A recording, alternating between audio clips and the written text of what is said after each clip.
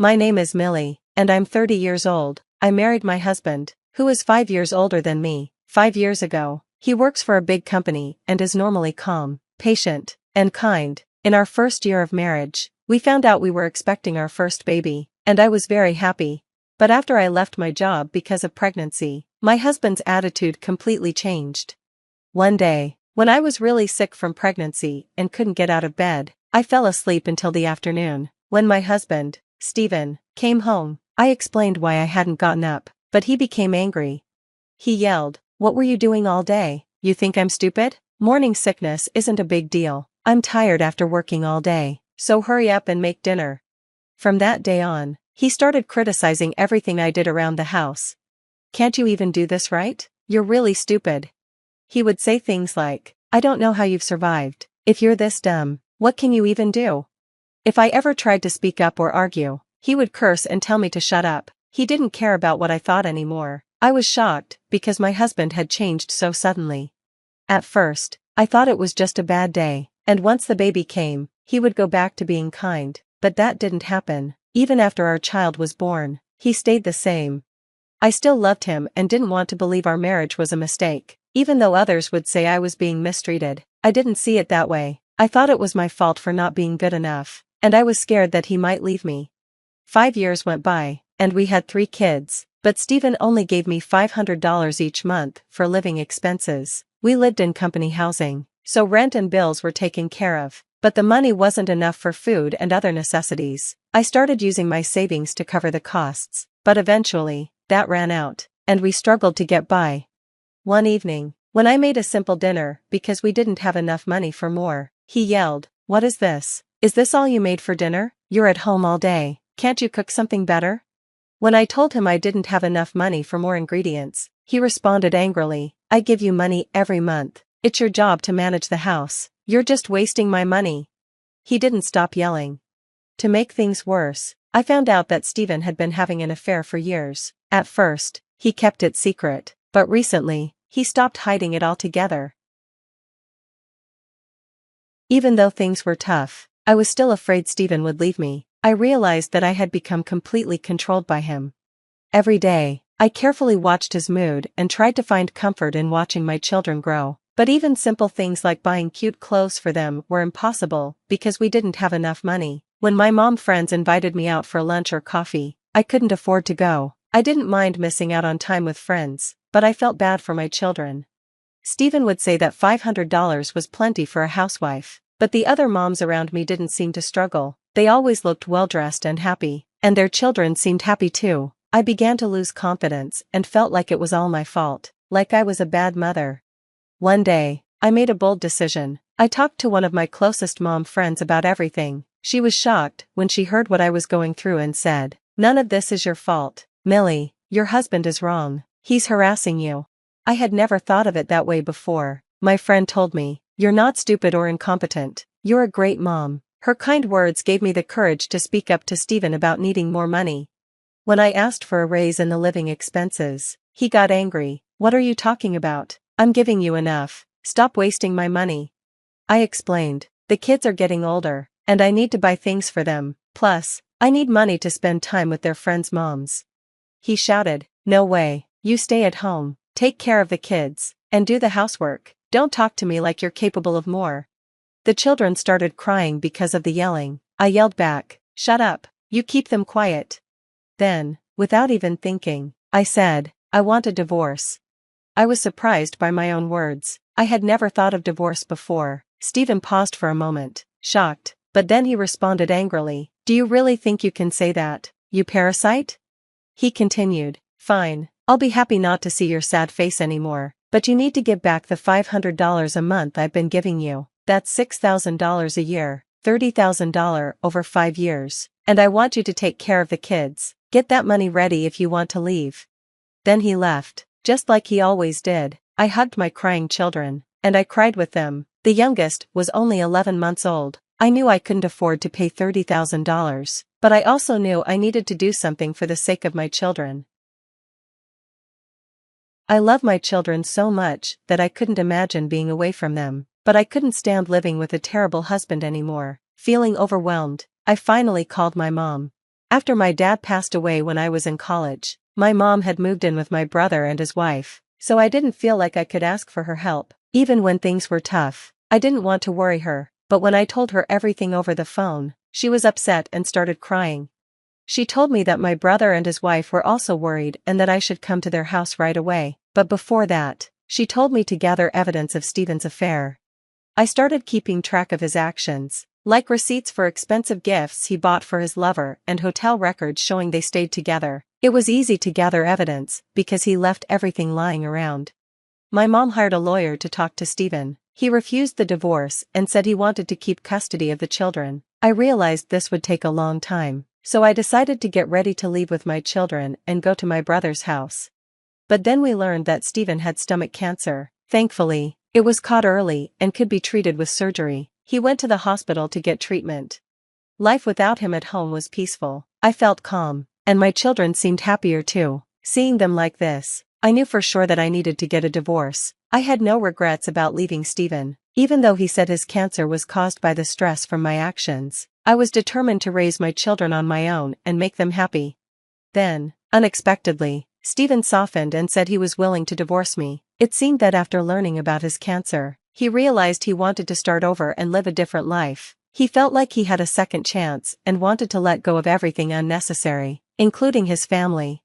Even in this situation, it was all about him. I didn't care what he said about me, but when he said the children were unnecessary, I was shocked. Still, I knew I couldn't waste this chance to divorce him. I quickly arranged everything before he could change his mind. He didn't seem to care about the children anymore, so I had him sign a pledge saying he would never see them again. It worked out for me. Even though I wouldn't get child support, he would pay a large amount of compensation, and I was also asking for compensation for his lover. Finally, I was able to divorce him. Steven was more concerned about what people would think, so he told his colleagues and neighbors that I left him when he got sick. It frustrated me how selfish he was, but more than anything, I was happy to be free from him. I left the house where we had lived for so many years, feeling happy and free. Soon after, I heard that Steven had married the lover he had been seeing for years. She worked with him at his office. I rented an apartment near my brother's house, where I raised my children with the help of my mom, brother, and his wife. I also found a job. Life wasn't easy, but I was much happier than before. 6 months later, my mom told me that she got a call from Steven's dad, asking, "Has something happened to Steven?" I called him back and learned that Steven had gotten divorced again. Fortunately, his cancer hadn't come back, and he was doing well. He was living a peaceful life with his new wife, but it seemed like he started harassing her too after a while. She immediately left the house and divorced Steven. She also made a scene at their company, telling everyone about his behavior, which caused him to quit his job. It seems that Steven moved out of the company housing, is now paying more money to his new wife, and has no money left. He's gone back to live with his parents. He's exhausted and says he wants to see his children and try to start over with her. His father, unable to watch him like this anymore, reached out to her. She felt so angry. She was finally free, but now Steven was showing up like a ghost. He had an affair for years, married someone else, then divorced her after 6 months. It was all his fault, but instead of feeling sorry, he wanted to come back and see the children. She couldn't believe it. Who does he think he is? She thought. Who's the parasite now? She controlled her anger and told him she never wanted to see him again, then hung up the phone. A few days later, on her way home from work, she found Steven waiting for her at a park near her house. He looked pale and exhausted. At first, she didn't even recognize him. "Millie, I know now, you're the only one for me. The kids need a father, right? A lot happened, but let's start over. You must be struggling on your own. I can do the housework for a while." She couldn't believe it. "What do you mean, start over?" she snapped. "I could say that, but you don't have any right to say it. I don't want anything to do with you. I'm so much better off without you." Steven was shocked, and it was the first time she had ever talked back to him like that. She told him to leave. "I don't know how you found me, but if you keep coming near me, I'll call the police. Now go, goodbye." She left him standing there, even though she was scared and angry that he showed up out of nowhere. Seeing his face left her feeling much better. Since then, she and her children haven't seen him. The 4 of them are living peacefully and happily. She believes there's still so much more to experience in life. And she's determined to stay positive and work hard until her children grow up.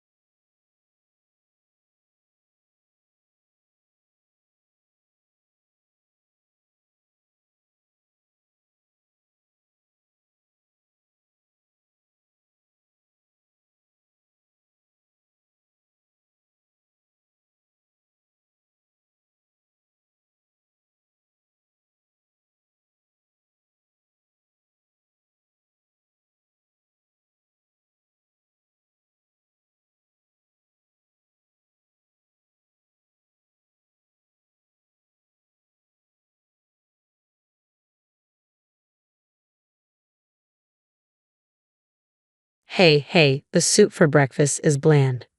Why is it so watery? It's not good. No, it's not. Make it richer, will you? But the doctor said I should watch the salt. Who cares? I love rich flavors. The one who's always complaining about the food is my mother-in-law, or MIL for short. She constantly craves heavily seasoned food, but she's overweight and borderline diabetic, so her doctor warned her to cut back on salt. She doesn't seem to care and just adds extra seasoning to whatever I cook. I was stunned by the unreasonable amount of salt and pepper she added to the soup I'd carefully prepared, even though I used low-sodium salt and seasonings. It's apparently not enough for her. I keep thinking she's going to drop dead one of these days if she keeps this up. To be honest, I wouldn't be heartbroken if she did. Nil seems to live for giving me a hard time. All she does is complain and act spiteful toward me. I'm Alice, 29, working while also being a housewife. I've been married to my husband for 3 years, but we don't have any kids due to my infertility, and MIL never lets me forget it. You're worthless as a woman if you can't have children. You're defective. Wow, you should be grateful just to be kept in this house. You're right, I'm defective because we've tried so many times and I can't have kids. Talk about drawing a bad hand. Ha ha ha, how could you say such a thing? Well, because a woman who can't have kids is finished. You're right, Mom. My husband laughed and agreed that I'm defective. I want a baby so badly. I've been going to the obstetrician while working, but nothing's working. It's physically and emotionally draining, so I've decided to stop the treatment. It also costs a lot, making it tough to continue for years on end. My husband used to say that spending money on fertility treatments was a waste, yet he pressured me to get pregnant quickly. What's the use of pressuring me if it's not happening? I thought after stopping the treatments we could consider the idea of living happily ever after, just the two of us. But my mother-in-law hadn't given up on having a grandchild to taunt me. She even bought diapers and showed them off. Look, I bought diapers. Excuse me, you'll need them eventually. Aren't those a bit small for you to wear, Amaya? Haha, these are for a baby. Can't you see that? Well, I wouldn't know. I'm the defective, faulty woman who can't have children. Haha, that's enough. Angry, my mother-in-law stormed off to her room. Thank God, I thought, already exhausted from work and not in the mood to deal with her snide comments any longer. She must really have nothing better to do than to make my life miserable. We had moved in with my in-laws after my father-in-law passed away a year ago. My mother-in-law was devastated, and around the same time she was warned by her doctor about her risk of diabetes. That's why we moved in. My husband wanted to be there for his mom. But despite her diabetes, she's fine as long as she takes her medication and eats properly. There's nothing to worry about. Well, considering she neglects her meds and eats whatever she wants, her condition will probably get worse sooner or later. Even if that's the case, I really don't want to be the one to take care of her. I'm still working and super busy, taking care of in-laws in my 20s. No, thank you. The next day was my day off, so I was doing house chores. My mother-in-law, who usually just lounges around eating snacks on the sofa, suddenly stood up and walked into my room. I didn't want her in there, but my hands were full, so I just let it be. I cleaned your room for you. Haha. Oh, thank you, I said, sensing something fishy. I should switch rooms with my husband. You know, If you leave it such a messy room, you'll get bugs. Ha! But it suits you. Ha ha. Aha. Go on, enjoy your clean room. Sure, thanks. My mother-in-law seemed to think I was grateful, which made her behavior even more suspicious. I had a feeling she was up to no good. That night, I decided to sleep in my husband's room. He's been away on business since yesterday, so he won't know. Even if he finds out, I knew he wouldn't get mad. So, I made my choice. I work as a nurse with regular hours, so they have separate bedrooms. Part of it is that our relationship has cooled off, but mostly it's because I don't want to disturb him when I work night shifts. I waited until Manal went to her room and then went to my husband's room. All right, mother-in-law is in her room. Time for me to sleep too. And so, I slept there for 2 days. My mother-in-law seemed suspicious because I looked too cheerful. She started asking weird questions. Don't you feel any pain or anything? Huh? What do you mean? Oh, never mind. Oh, was there something you were suspecting? Avoiding eye contact, my mother-in-law ate her meal alone. I had the night shift that day, so I planned to relax at home before heading to work. Taking it easy isn't an option for me since my Amael never lifts a finger around the house. She loves bossing me around, all while lounging on the couch, snacking, and reading Japanese comics aimed at women. She's probably reading and scheming what she can do next to make her annoying and bratty daughter-in-law cry. I saw the cover of her comic. It was sloppily translated into English as Epic Mother and Daughter-in-Law Swamp Battle. I couldn't help but roll my eyes at her choice of reading. Eventually, my husband got back from his business trip, but it was already 10 p.m. I'm exhausted. I'm hopping in the bath. Sure, I'll heat it up for you. Have a beer in the meantime. Thanks, I will. Oh, wait, it's not safe to drink alcohol before a bath. Fine, I'll go for a non-alcoholic beer then. He reluctantly drank a non-alcoholic beer because I warned him about the risks of mixing booze and hot water. You'd think he'd know better. Even saunas have signs warning against entering if you're drunk. But no, common sense isn't so common for him or my mother-in-law. After that, my husband took his bath and started singing loudly. We live in a single-family home, but singing at this hour won't please the neighbors. La la la la la. Hey, you're too loud. Shut it. You're the one who's loud. I warned you quietly, so stop singing already. My Niall came into the bathroom area to chime in. Watkin is just trying to have a good time singing. What's the problem? You really don't know how to treat your husband, do you? Always so inconsiderate and full of complaints. Hey, I'm not the one constantly complaining, Niall. Haha, back talk, huh? You're definitely not cute. Not that you're a beauty to begin with. That's fine by me. I'm probably a knockout beauty in some other country. No worries. Haha. After that, my husband got out of the bath and started drinking. It was already 10:30 p.m., and I needed to leave for the hospital where I work. Even though it's nearby, there's a lot to do, so I need to leave early. Oh, by the way, I've been sleeping in your room. Would you mind sleeping in mine tonight? My clothes are everywhere. Sorry. Sure. Doesn't matter to me. All right, I'm off then. Take care. I told my husband quietly so Vanaya wouldn't hear. As I was about to grab my bag and leave, I heard my husband's loud groan. What? What the? Watkin was curled up on the floor, clutching his leg and moaning. He looked to be in a lot of pain. Vanaya's face went pale, and she started to panic. What's going on? Speak. He couldn't say a word. No matter what I asked, there was no response. I thought I needed to do something, but then noticed something strange. The floor was unusually slippery. I was wearing socks, but it was so slippery that I felt like I could fall. What the heck is this? Watkin. M.I.L. What on earth did you do? I didn't do anything. It's not my fault. Blaming my M.I.L. right now wouldn't solve anything, so I immediately called an ambulance. My husband was taken straight to our hospital, and work was the last thing on my mind. He kept clutching his leg even after we arrived, visibly sweating in pain. You could tell it was serious. Ouch, it hurts so bad. Watkin, hang in there.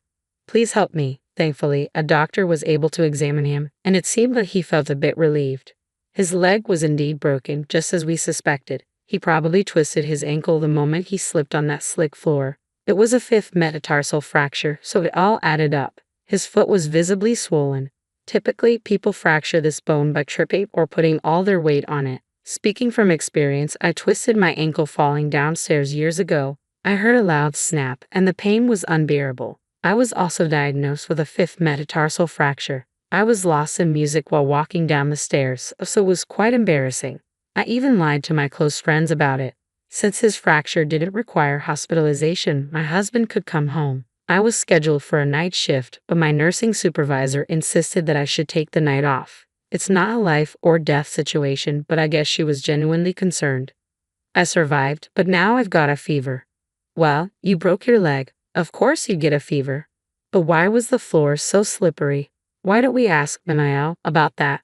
Haha, hey, what did you do to the floor in the room? Well, the floor was all slippery. That's why I slipped and fell. I could have seriously broken my leg.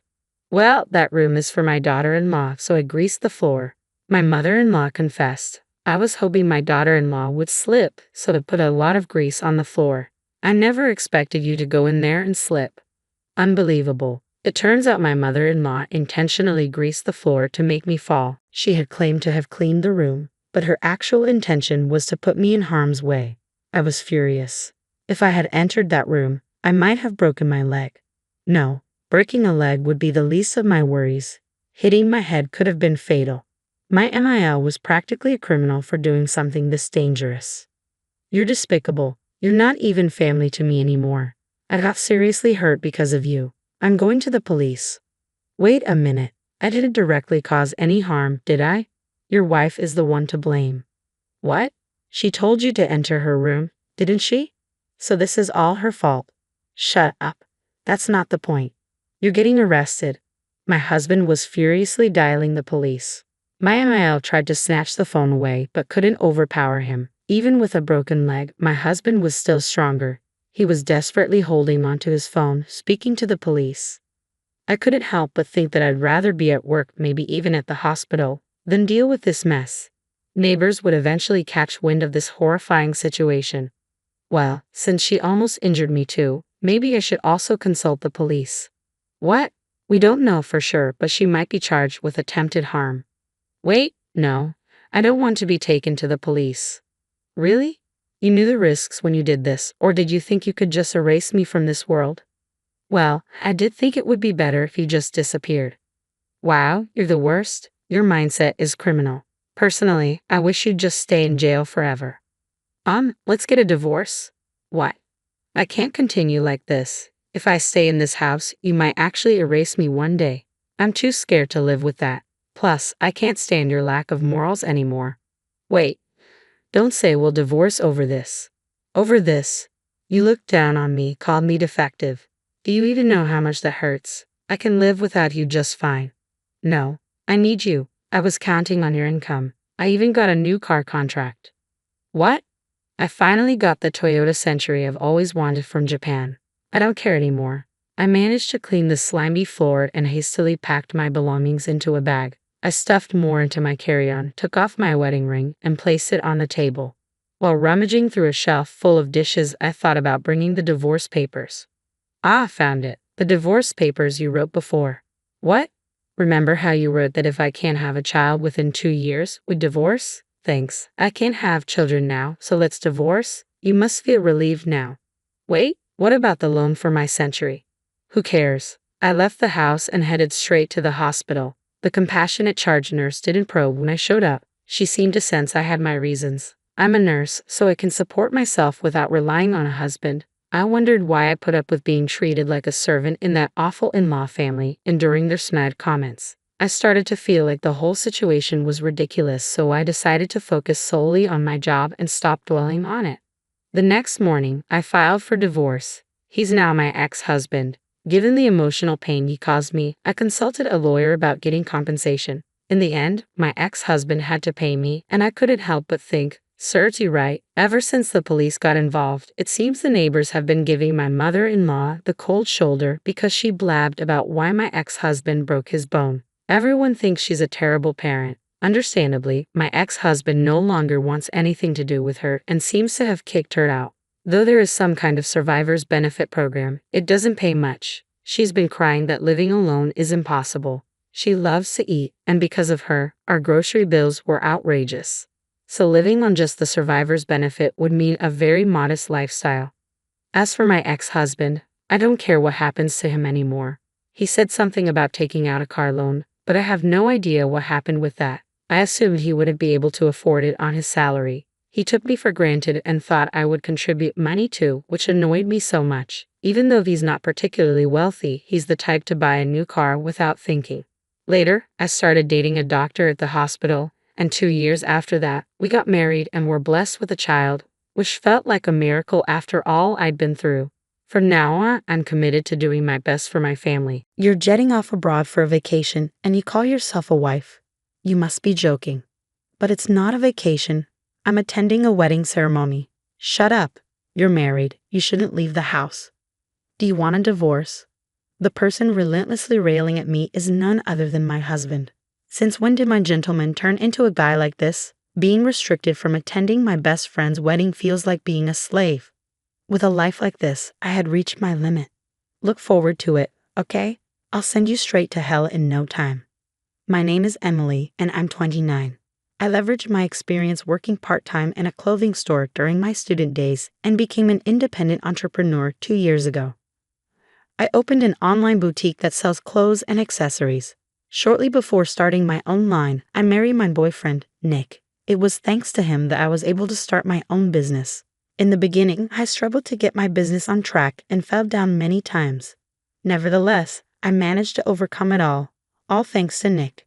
Every time I faced a challenge, he would always say with a smile, "Emily, you'll be fine. Even if things are hard now, there will surely come a time when you'll succeed." I hope so, but if things don't get better, I will even be a burden to you, Nick. Don't worry about it. I want to support you, Emily, and I want to be there for you. But I would earn better if I got employed like I used to. You always said you wanted your own shop, Emily, didn't you? That dream has come true now. I'm here right by your side, so let's try a little harder together. Yeah, you're right. Thanks, Nick. I'll do my best. With the support of my husband, I decided to continue running my shop. I took full advantage of social media for marketing to get more exposure online. Thanks to that, I managed to significantly increase the number of customers. My target base is of a wide age range, so I have a large number of users. Everything is done online, so I don't have to pay rent or labor costs. Above all, I can do it alongside housework at home, so I can continue working without feeling overwhelmed. Things are stable now, and I earn a decent income. Although my business took off, there was one thing bothering me. It was that my husband was becoming more and more indifferent towards me day by day. As my business did better, I felt his words and actions becoming colder. I think it all started over something simple. A few months ago, the sales from the previous month had finally reached my target. I was so happy, and at the same time, my feeling of gratitude for my husband grew even deeper. That night, I immediately brought up the news to my husband, who had just returned from work. "Nick, listen. Emily, what's the matter? You seem in such a hurry." I finally did it. I hit my sales target for last month. You set your goal pretty high, didn't you? Yes, we've been pretty close for a while, but I finally hit the target last month. Thanks to you for supporting me. Thank you. Ah, good for you. I'm tired today. I'm going to take a shower and go to bed. After leaving his bag on the sofa and leaving the living room, my husband went to sleep without even eating the dinner I had prepared. What happened? He'd been so supportive, so I thought he'd be thrilled, but his reaction was lukewarm at best. Was he just really tired?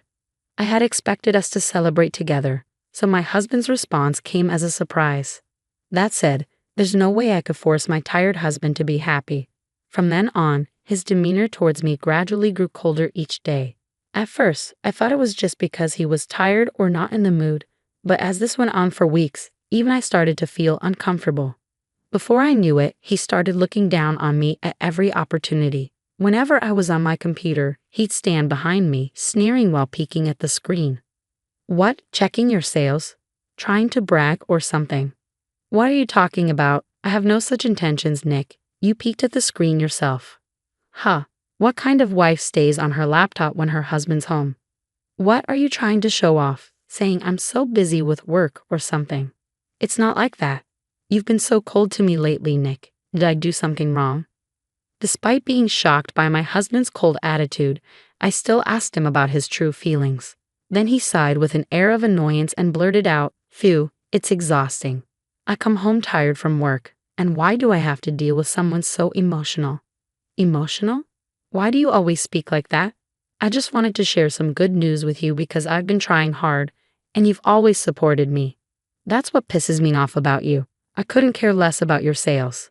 Instead of getting excited about such things, try improving your housekeeping skills a bit. Hey, there's no need to talk like that. What I'm saying is right, isn't it? Quit showing off how busy you are with work. Do it again, and I'm out of here. Got it? Being told such things by my beloved husband, my mind was in turmoil for a moment, my heart filled with emptiness, and before I knew it, a tear was trickling down my cheek. Instead of apologizing, he had a sneering smile on his face, a demonic smile I had never seen before. I was taken aback by my husband, who could show such an expression without hesitation. From that day on, his attitude only worsened. I was no longer allowed to speak freely as I used to, and I always had to walk on eggshells around him. Then, one day, I found a wedding invitation for my best friend in our mailbox. I went to middle school and high school with Elena, and we've always been close. We kept in touch regularly even after we became adults. When she got married, I remember being excited as if I were the one who got married. Now she's abroad with her husband, and the invitation said the ceremony would take place overseas. I've been stressed about my husband, so this was great news to me. It felt like a ray of light drew into my oppressive daily life. I was thinking of when to tell my husband about this. Before I could bring it up, my husband found the invitation on the table. Hey, what's this? He read through the invitation and approached me with a clearly sour expression. What do you mean? It's clearly a wedding invitation. It's from my best friend, Elena. But this is taking place abroad. You're not going, right? Huh. Of course I'm going. As I said that, my husband slammed his hand on the table with a devilish look on his face. He let out a deep voice I'd never heard before. You've got to be kidding me. While I'm working my butt off day in, day out, you're just lounging around at home on the computer, and you're planning on skipping housework again just because of a wedding. No, you've got it wrong. That's not it. I just want to attend Elena's wedding. Shut up. We're married. You shouldn't leave the house. Do you want to get a divorce? Being so casually threatened with divorce, I froze on the spot. He continued his tirade mercilessly. I feel bad for your best friend too. If you're only using her wedding as an excuse to leave home and not to celebrate her marriage. What are you saying? It's my best friend's wedding. I'm attending only because I want to celebrate it. Just what's so hard to understand? Oh, you're so annoying. Quit being so cocky because your business took off. It's your attitude that ticks me off. When will you get it? Huh. My husband shouted at me, our noses nearly touching. Overcome with fear, my legs gave way beneath me. Seemingly amused by my reaction, he said, Look, you should be grateful I married a woman like you. You were lucky your business took off, and it was only because of my support. Now shut up and just do as I say. With that, he shoved the wedding invitation into the trash can. The moment he did that, I felt my blood rush back into my body. At this point, I was so infuriated that it would have been an understatement to say that my blood was boiling. He had not only thrown away my dear friend's invitation, but also insulted my feelings. I was so bitter I realized I had unconsciously bitten my lip hard. Unforgivable. Who does he take me for? Just because he hates me doesn't mean he can do whatever he wants. I am not his slave, and being his wife does not make me his possession. If my days are going to continue like this, I might as well be the one to ruin it all. I don't care. I'm attending Elena's wedding no matter what. Without resisting, I bided my time until the wedding, carefully making preparations for my overseas trip so he wouldn't find out. On the day of departure, my silent obedience seemed to have paid off, and he had already forgotten about the wedding. Before leaving for work, he nagged at me as usual at the front door. Don't skip your chores today. Make sure dinner is ready. Don't you ever go against me, okay? I know. Have a good day. Phew, you got it easy, don't you? You get to lounge around at home every day. I wish we could switch places. Yeah, I was the one who pushed you to have your own line. I wish you were more grateful. Maybe I'll cut back my contribution to the household expenses from next month. It doesn't make sense for me to be the only one struggling. Mumbling such things, my husband left the house. Suppressing the urge to talk back, I patiently waited until he was out of sight. Once I confirmed that Nick was on his way to the station, I immediately began my preparations. I grabbed the suitcase I had prepared in advance, called a cab, and headed for the airport. I then took a flight to meet Elena. When I arrived at the destination she had booked for me, my phone rang. It was my husband. He must have realized that I was gone immediately after returning from work. As soon as I picked up the call, he began to yell, "Hey Emily, where are you?" Without even having dinner ready. "I'm at Elena's wedding." "What a wedding? I told you not to go. You broke your promise." "I never said I wouldn't go, and I don't remember making such a promise." "Don't mess with me. I've disciplined you over and over not to leave home. You're my wife, after all." "Disciplined? What are you talking about? That's just you forcing me to put up with your selfish expectations."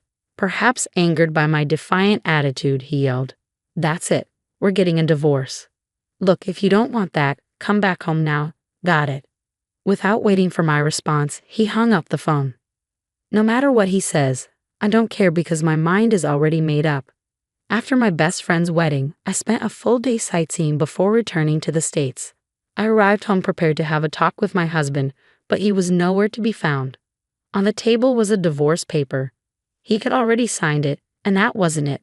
My computer for work was completely smashed. By leaving the divorce papers and breaking my computer, he was probably trying to get back at me. There was not a shred of love left for him in me. I signed the divorce papers on the table and packed my things into my suitcase again. I took the divorce papers and headed to my parents' house. On my way there, I stopped by the city hall and submitted my divorce papers. When I arrived at my parents' house, I told them everything that happened. My parents were surprised at first, but their faces hardened as they listened. If Nick were there, my father would have definitely punched him. As I was relaxing at my parents' house, which I hadn't visited for a long time, my phone rang. It was a call from my husband. I didn't expect him to call this soon. I answered the phone without flinching. "Hello. It's been a while, Emily. You're back in the country, huh?" "I got back today. So what?" "You're cold, huh?" "Oh, maybe you were shocked that I filed for divorce, huh?" "Huh." My husband seemed to think I was grieving. He continued in a condescending tone, which was noticeable even over the phone. "Relax, I'm not serious either. I just wanted you to reflect on yourself, so I gave you a little scare." "Reflect on myself? What for?" "You went abroad without my permission and had the time of your life." "Had the time of my life? I just attended Elena's wedding." "You're still persistent. That's what I mean by having the time of your life, leaving your husband behind, abandoning your housework, and going on an overseas trip. You're disqualified as a wife, you little." "Enough already. Who do you think you are? Just because we're married, just because you're my husband, you think you have the right to control everything I do." "What, Emily? Enough is enough. In the end, you just can't stand that I'm successful at work, right? You don't like having a wife who earns more than you. You're such a deadbeat. It's pathetic to be jealous of your wife. If it bothers you, go ahead and make more than I do." "Emily, did you just say that? I'm seriously gonna break up with you." "Go ahead. In fact, we're already divorced." "What?" "I filed for divorce. There's no way I can continue being married to a piece of trash like you. Just so you know, if you think you can break me with such threats, you got it wrong. I'm not gonna let you manipulate me. Don't ever show me that disgusting face of yours again, you jerk." He must have been shocked by my harsh words. He fell silent, so I said goodbye and hung up the phone. Afterward, I hired a lawyer and billed him for the desktop he destroyed. Moreover, the text and voicemail messages came in handy. His attempts to control my actions and his constant verbal abuse were proven, and I was able to collect damages. As a result, his savings dwindled and he was left in debt. His parents refused to help him, saying it was his own doing, and he ended up having to borrow money from loan sharks. Now he's stuck in a vicious cycle of borrowing to pay off debt, wandering in hell. He was never a high flyer, and I heard that he made mistake after mistake at work, eventually being sidelined. On the other hand, I've been living at my parents' home since the divorce. Thankfully, my current job doesn't tie me to a particular location. I can continue my peaceful life at home, and my parents are happy to have me stay with them. This lifestyle will likely continue for a while. Marriage isn't the only way to happiness. The most important thing is to have a family that cares for you. I've come to realize this once again. I married the man I deeply love, and finally we became the couple I had always dreamed of. To top it all off, we were even holding a wedding ceremony blessed by so many people. being able to marry the one I love. I was sure my parents in heaven would be happy. That's what I thought, but I had no idea about the tragedy that awaited me. I will never forgive those who ruined everything. I am going to get back at them. My name is Mary. I was proposed to by Thomas, my boyfriend who is 2 years older than me, and we got married when I was 27. I lost my father when I was very young, and my mother passed away due to illness 2 years ago. Thomas supported me both physically and emotionally when I was at my lowest. We got married on the anniversary of our 2.5 years of dating and started a blissful newlywed life. Due to my husband's busy work schedule, we decided to have the wedding ceremony when things calmed down. On my husband's days off, we went to the wedding venue and started preparing for our wedding.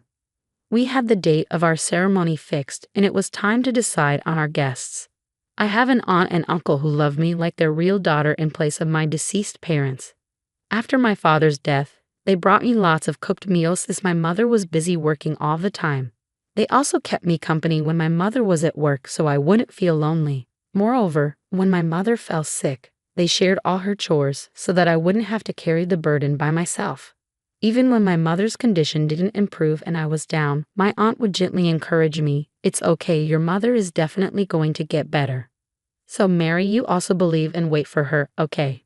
No matter how tough or painful things got, I was able to overcome them because I had my aunt and uncle by my side. That's why I wanted them to sit in the seats designated for family on the bride's side.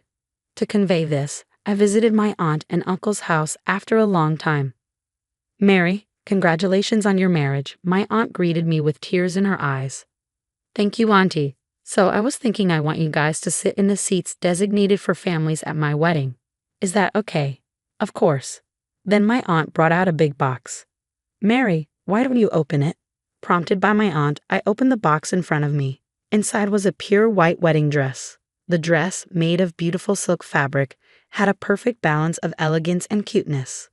The décolletage was decorated with vibrant lace, and the silhouette was cleverly designed to form a beautiful A-line with cute flower embroideries on the hem. The size was smaller than usual, clearly made just for me. I loved the wedding dress at first sight. "Huh? Why this?" "Well, your mother, my sister, she made it." "What? Mom did that?" The wedding dress was handmade by my mother despite battling illness. She tirelessly stitched it together day after day, custom fit for my petite frame. She asked my aunt, "If Mary ever gets married, please give her this." This was a creation filled with all the love my mother could muster in her final days.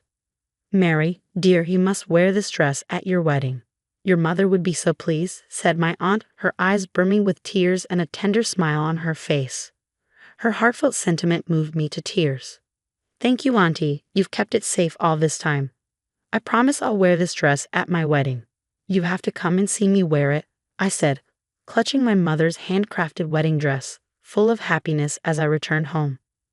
Once home, I hung the dress on my bedroom wall and gazed at it intently. I was determined to make my wedding a success, wearing this dress in honor of my mother. That feeling only got stronger as the days passed. Then one day, disaster struck. When I returned home from work, the wedding dress that should have been hanging on my wall was gone. "What? It's gone? Why? I know I left it hanging right here." Panicking, I pulled out my phone to call the cops. Just then, my husband walked in the door. "Oh, Mary, what's wrong?" Seeing me in tears, he sensed something was amiss and rushed over to me. My dress is gone. I had it hanging right here. I think someone stole it," I said. My desperate plea elicited an unexpected reaction from my husband. "Oh, is that all?" "Huh? What do you mean, Thomas? Do you know something?" I asked hesitantly. My husband responded with a shocking revelation. "Of course I know. My sister says she's getting married soon and wanted to borrow your dress." "Huh? Yes, my sister asked if she could borrow your dress, and I readily agreed. She used the spare key from our mailbox to pick it up." I couldn't believe what I was hearing. My husband lent my wedding dress to his sister without asking me. As I raged at him, he waved his hands dismissively as if it were no big deal. "Our wedding is still a while away, so it's not a problem, right?" Besides, my sister was thrilled. She's broke and was happy she wouldn't have to pay for a dress. Happy she wouldn't have to pay for a dress? I never gave permission for any of this. I was livid at his blatant disregard for my feelings. That dress was handmade by my mother specifically for me. Didn't I tell you that, Thomas? It's tailored perfectly to my size. Why would you lend it out without asking me first? Calm down. It's not like it's a one-time use thing. You can still wear it, so what's the issue? The issue? Why would your sister wear my dress before I do? No matter how you look at it, that's just wrong. Even after I explained why I was upset, my husband refused to apologize or even acknowledge his mistake. To add insult to injury, he let out an exasperated sigh. Mary, you're being too petty. Stop acting like a spoiled child, okay? Petty? Being upset about this makes me spoiled? It's something my mother made for me. It makes no sense for your sister to wear it before me. I'd reached my limit with his irresponsible comments. I'm going to your parents' house tomorrow to get the wedding dress back from your sister. Huh? Tomorrow is the day my sister's fiancé and his parents are coming to visit our parents' house. Don't interrupt them. Interrupt? You've got some nerve. Let me be clear, no matter what anyone says, I have no intention of letting your sister wear that dress. The next day, I took a day off work to see my sister-in-law. When I arrived at my in-law's house, I could hear lively voices from the open front door. As I secretly stepped in and listened, I heard a man's voice. Wow, you made this dress yourself? That's amazing, Cynthia. Cynthia, my sister-in-law, responded in a humble tone. Oh, it's nothing like that. She was flaunting my mother's handcrafted wedding dress to her fiancé and his parents. It took me quite some time, but I really wanted to bring my dream dress to life and have a good wedding, so I ended up making it myself. At that moment, something inside me crumbled. Her dream dress? What a joke. That was something my mother made with love just for me. Before I even realized it, I was already walking towards them. I walked straight through the entrance and seized the wedding dress from my sister-in-law. This is mine, I shouted in front of everyone. Everyone present looked at me with surprised expressions. Whoa, Mary, what's happening all of a sudden? My father-in-law asked, flustered. Ignoring him, I stared sternly at my sister-in-law and revealed the truth to everyone. This dress is something my mother made for me. Your daughter stole it from my room without my permission. What? Everyone present was taken aback, their eyes wide with shock, except for my sister-in-law, who turned pale. Hey, Cynthia, don't tell me that's true, her fiancé questioned. No, it's not like that. This is really something I made by myself. Cynthia desperately tried to resist. Realizing the talk was going nowhere, I decided to question her. Why don't you try it on then? Since my mother made it to fit my size, I don't think it will fit you. My sister-in-law was taller and more toned than I was. There was no way she could pull off this dress, which was made to fit my petite frame. Hey, what are you doing? Finally, my husband appeared. My sister-in-law must have called him. His face was beet red with anger. Mary, what the heck are you doing? Are you trying to ruin my sister's wedding? What are you talking about? If anything, I'm the one who's about to have their wedding ruined, I retorted. We canceled our wedding, so give that dress to my sister. Huh? Cancel? That's right, we canceled it. My sister said she was strapped for cash. So we gave her the $50,000 we saved for our wedding as a gift. Since we aren't holding the wedding anymore, we don't need that dress, right? You let someone borrow my dress without asking, then canceled our wedding and gave away the $50,000 we saved up. Are you out of your mind? To him, our marriage was just something of little importance. I could feel myself falling out of love with my husband. As I fell silent, my husband, misunderstanding that he'd won the argument, opened his mouth again.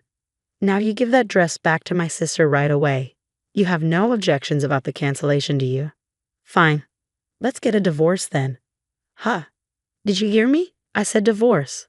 I don't want to be with someone like you who can trample on people's feelings without a second thought. Hey, wait a minute. Why do we have to get a divorce? That's ridiculous, isn't it? My husband started panicking. Any sane person would have seen this coming. He's just insane. Well, that settles it, I said as I tried to leave the place holding the dress. Hold on a minute. My sister-in-law grabbed the end of the dress with all her might. The dress tore in the process, becoming a pitiful sight. Looking at it, my sister-in-law and husband burst out laughing as if they couldn't contain themselves. Served you right. This is what happens when you mess with my sister. Yeah, really? If you just quietly lent me the dress, none of this would have happened. You brought this upon yourself, Mary. Tears welled up in my eyes, mixed with anger. My wedding being canceled was fine, but I wanted to keep this dress safe with me for my entire life, and now because of these worthless people. Just then, my sister-in-law's fiancé stood up and slowly muttered, "Guess we're done too, huh?" Everyone was taken aback. Wait, you're joking, right? You're calling off our engagement? Why?" In response to my sister-in-law's plea, her fiancé glared at her with a fierce look. "Why? It's obvious, isn't it? There's no way I could marry someone who can do nasty things like this with no hesitation. No way." Even his parents seemed to feel the same way, showing quiet anger towards my sister-in-law's actions. Well, no more talk of marriage then. Her fiancé and his parents were about to leave. Just then, my sister-in-law burst in, frantically yelling, "Wait a minute. It's absurd to call off the engagement over something like this, right? Mom and Dad, you guys think so too, don't you?" Despite her pleas to her parents, it was too late. "Wait, Dad, Mom, why are you glaring at me?" Her father then shouted at her with full force, "Get out, you disgrace." Even my usually strong-willed sister-in-law started sobbing due to this overwhelming force. "You guys are so cruel. This is too much. Stop crying. I don't remember raising a jackass like you. I'm not claiming someone who can be this dismissive of others' feelings as our daughter." But, upon seeing his sister crumbling in tears, my husband stepped in to intervene. "Dad, Mom, calm down. You don't have to blame my sister this much." "You too, Thomas? What? You're no better. How dare you disregard Mary's feelings? Leave this house with Cynthia, you foolish son." Probably never anticipating that he too would be disowned, my husband stood there, mouth agape. Then my mother-in-law came over to me, bowing her head in apology. "I'm so sorry, Mary. We were told that the dress was handmade by our daughter, and we just believed it. No, it's okay, but I can't continue living with Thomas anymore." "That's okay. It's our daughter's fault. You go ahead and live your life without worrying about it." Her words really hit home. My in-laws had always been very kind to me, so I felt a pang of guilt that things had come down to this, but I couldn't stay with Thomas anymore. "Mary, I'm sorry. I really am. We'll have a proper wedding. Just don't file for divorce yet." My husband quickly changed his tune the moment he was disowned by his parents. There was absolutely no chance of me getting back together with such a spineless man. "I will live my own life. I can live a happy life without you." Hearing this, my husband collapsed to his knees. After expressing my gratitude to my in-laws, I left their house. I packed my bags and headed to my aunt's house, where she was greatly surprised. However, in the end, she respected my feelings and welcomed me. As for that torn dress, my aunt mended the torn parts, and my mother's dress regained its shine. Afterward, I asked for alimony from my ex-husband, and we divorced. He had been secretly handing the wedding funds to my sister-in-law, so I was able to get a little more alimony. It seems that my husband and sister-in-law have been disowned by their parents and are now living together in a house we once shared. My sister-in-law, who had intended to become a housewife after marriage, had already quit her job and was now unemployed. Now my husband was single-handedly covering both of their living expenses. Next time, if I ever get another opportunity to marry someone, I want to make sure to thoroughly assess my partner. Then I will have a wonderful wedding, of course, wearing my mother's handmade wedding dress. Can you believe she's doing nothing even though she's in her last month of pregnancy? What kind of parenting did you do? When I opened the front door, there stood my daughter Jessica and her husband Thomas. Thomas scowled at me, complaining about dust accumulating under the table and a dirty bathroom floor. He seemed to think my daughter's inability to clean meant I had failed as a parent. It's tough for her to bend down with that belly. If he's that concerned, why doesn't he clean it himself? Before I could say anything, Thomas reached for the door. "I can't be bothered with someone who can't even keep house. I'm leaving her," he said. "I'm Rebecca, and I turned 54 this year. I work as an employee for a major corporation. After losing my husband early, it's been just me and my only daughter, Jessica. Raising Jessica alone wasn't easy, but her smiles always made the fatigue disappear. Jessica grew into a kind and thoughtful young woman, blessed with good friends. However, she was clueless in romantic relationships and struggled to find a boyfriend. I was hoping she'd meet someone in high school, but she didn't even have a boyfriend in college. After graduating, she started working as an office employee for a food manufacturer. There were no rumors about her dating life. When I'm gone, Jessica would be all alone. I started to worry, considering introducing her to someone when she shyly informed me she was dating a man she met through a friend. Their relationship progressed smoothly, and about 2 years in, they announced their engagement. I felt relieved. It's bittersweet to see your only child move out, but the reassurance of her having a family outweighed that. The couple lives about an hour's drive from my house. Thomas is 4 years older than Jessica and a very ambitious man. Thomas often works late or goes out for drinks, citing his career ambitions, leaving all household chores to Jessica. I thought they should share responsibilities, but I refrained from interfering in their lives. About 6 months after their wedding, Jessica invited me to lunch to announce she was expecting. Jessica, who didn't have siblings, always liked children. She used to tell me she wished for a little sister or brother, something I couldn't provide as I had no plans to remarry. Jessica, who had always wanted kids even after getting married, was lovingly speaking to her still flat belly, rubbing it gently as if she couldn't wait to meet her unborn child. Seeing her like this filled me with joy.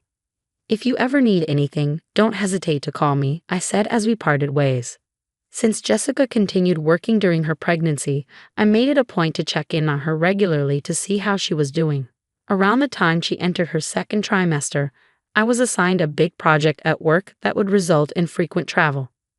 When I told Jessica about this, she was thrilled for me and told me to focus on my work, assuring me she would be fine. I asked Thomas multiple times to look out for Jessica while I dove into my work. It should be close to Jessica's final month of pregnancy by now. As the project was winding down and work was settling, I called to discuss plans for after the baby arrives. To my surprise, it was Thomas who answered the phone. Hey Rebecca. Good timing. Jessica's pretty useless and in the way, so I'm going to bring her over to your place." "What? What do you mean?" Before I could get an answer, he hung up. An hour later, my doorbell rang. Opening the door, I found a disheveled Jessica standing there next to Thomas. Jessica. I was shocked at how much my daughter had changed. She didn't even have the strength to smile. Dark circles under her eyes, her hair, nails, and skin all dry. She looked nothing like a woman in her 20s. Her fingers were cracked and bleeding. Her expression was dark, her gaze fixed on a single point.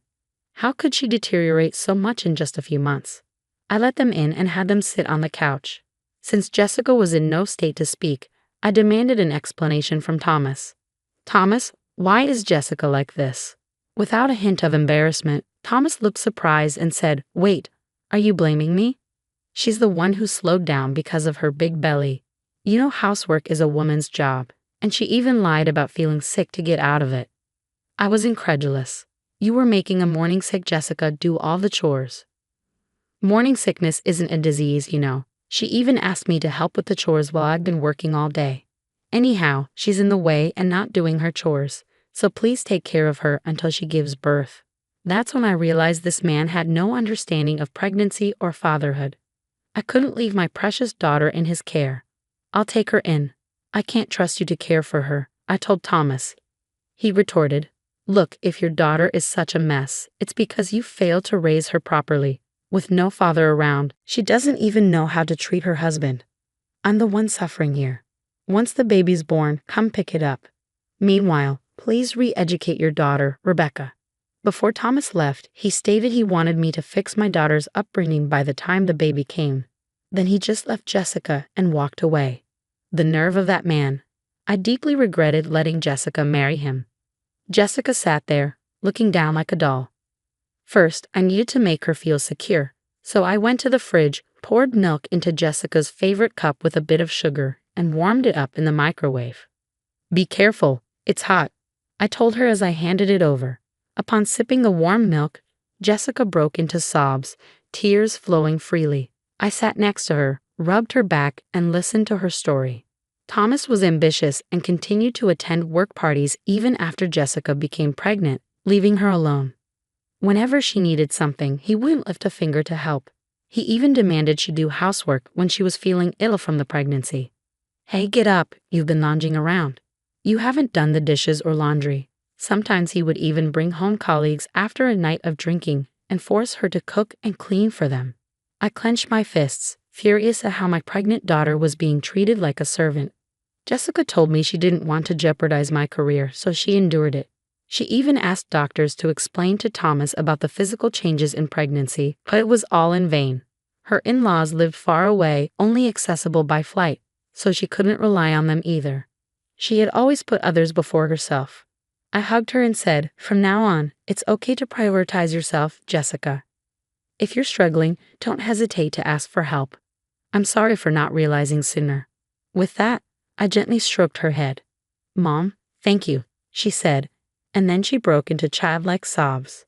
A few days after Jessica came to stay, her emotional state became increasingly unstable as her due date approached. When I returned from work, the house was clean even though I told her to rest. Jessica would continue doing chores. She even attempted to move heavy mattresses or change burnt-out light bulbs. At times, she tried to pack her bags and go home, fearing her husband's wrath.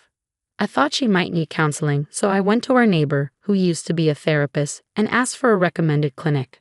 "Lisa, hello, do you have a moment? I need to talk about my daughter." Welcoming me into her home, Lisa listened to my story. I shared Jessica's situation with Lisa and her husband, Kevin, and received recommendations for a good clinic. Jessica had been feeling off too, so she started visiting the hospital. Lisa and her husband were concerned about Jessica, so when I was at work, Lisa would stop by to check on her. Thankfully, Jessica started to recover and smiled more like she used to. When the due date came, I took Jessica to the hospital as her contractions began. I rubbed her back and wiped her sweat, encouraging her all the way. As the contractions grew closer, I watched Jessica walk into the delivery room. I sat in a chair, restless and eager, until I heard the baby's cries. A nurse informed me that both mother and child were healthy, a relief to hear. When I went to see them, Jessica was holding our sleeping baby in her arms. I was angry at Thomas, but I still let him know that a healthy baby girl had been born. Immediately entering the hospital room and seeing his newborn, Thomas blurted out, "Yuck, babies look like monkeys, not cute at all." "Jessica, you're not even wearing makeup and just lying in bed. You're so lazy. Put some effort into how you look. You're a woman." Just as I was about to return, the nurses and doctors who heard him lost their temper. They surrounded Thomas, shouting, "Are you even a husband? Your wife just gave birth, risking her life, and she's exhausted. Can't you say something nice?" But Thomas, visibly irritated, shot back, "Shut up. My mom was working even right after giving birth. This is clearly laziness. I'd never heard of a woman working immediately after childbirth, and there's no way he could remember that. Something must have twisted his memory. It makes sense he wouldn't know, given he's never shown interest in pregnancy or childbirth." Thomas stormed out and didn't even show up on Jessica's discharge day. No signs of him coming to pick her up. Concerned about sending Jessica back to him, I told her she could stay with me, but Jessica wanted to go home, saying it was unfair to the child to grow up without a father.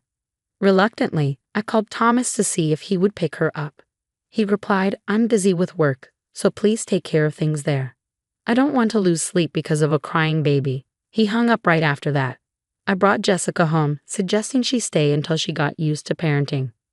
Thomas hadn't bought any baby essentials, so we went shopping to set up a nurturing environment. Thomas hadn't even thought about a name because he was so focused on his work, so Jessica and I chose one. We named the baby Sarah. Our neighbors, Lisa and her husband, knew the situation and helped with childcare, so Sarah grew up well. About 3 months after Sarah's birth, Thomas showed up without any notice to pick up Jessica and Sarah. "Hey, I'm here to pick you up. Hurry up, you're always so slow," Thomas yelled from the front door. By this time, Jessica's emotional instability after childbirth had temporarily settled, and she fully understood how terrible Thomas was. Jessica had made up her mind to divorce and had no intention of going back to him. From behind the door, she said, "I won't be controlled by you anymore, and I'm not coming back home. I'll mail you the divorce papers, so sign them." Thomas yelled back, "Are you kidding me? In today's world, a man with a wife and kids is more likely to succeed. What's the point of being married to you if we divorce? I'm never getting divorced."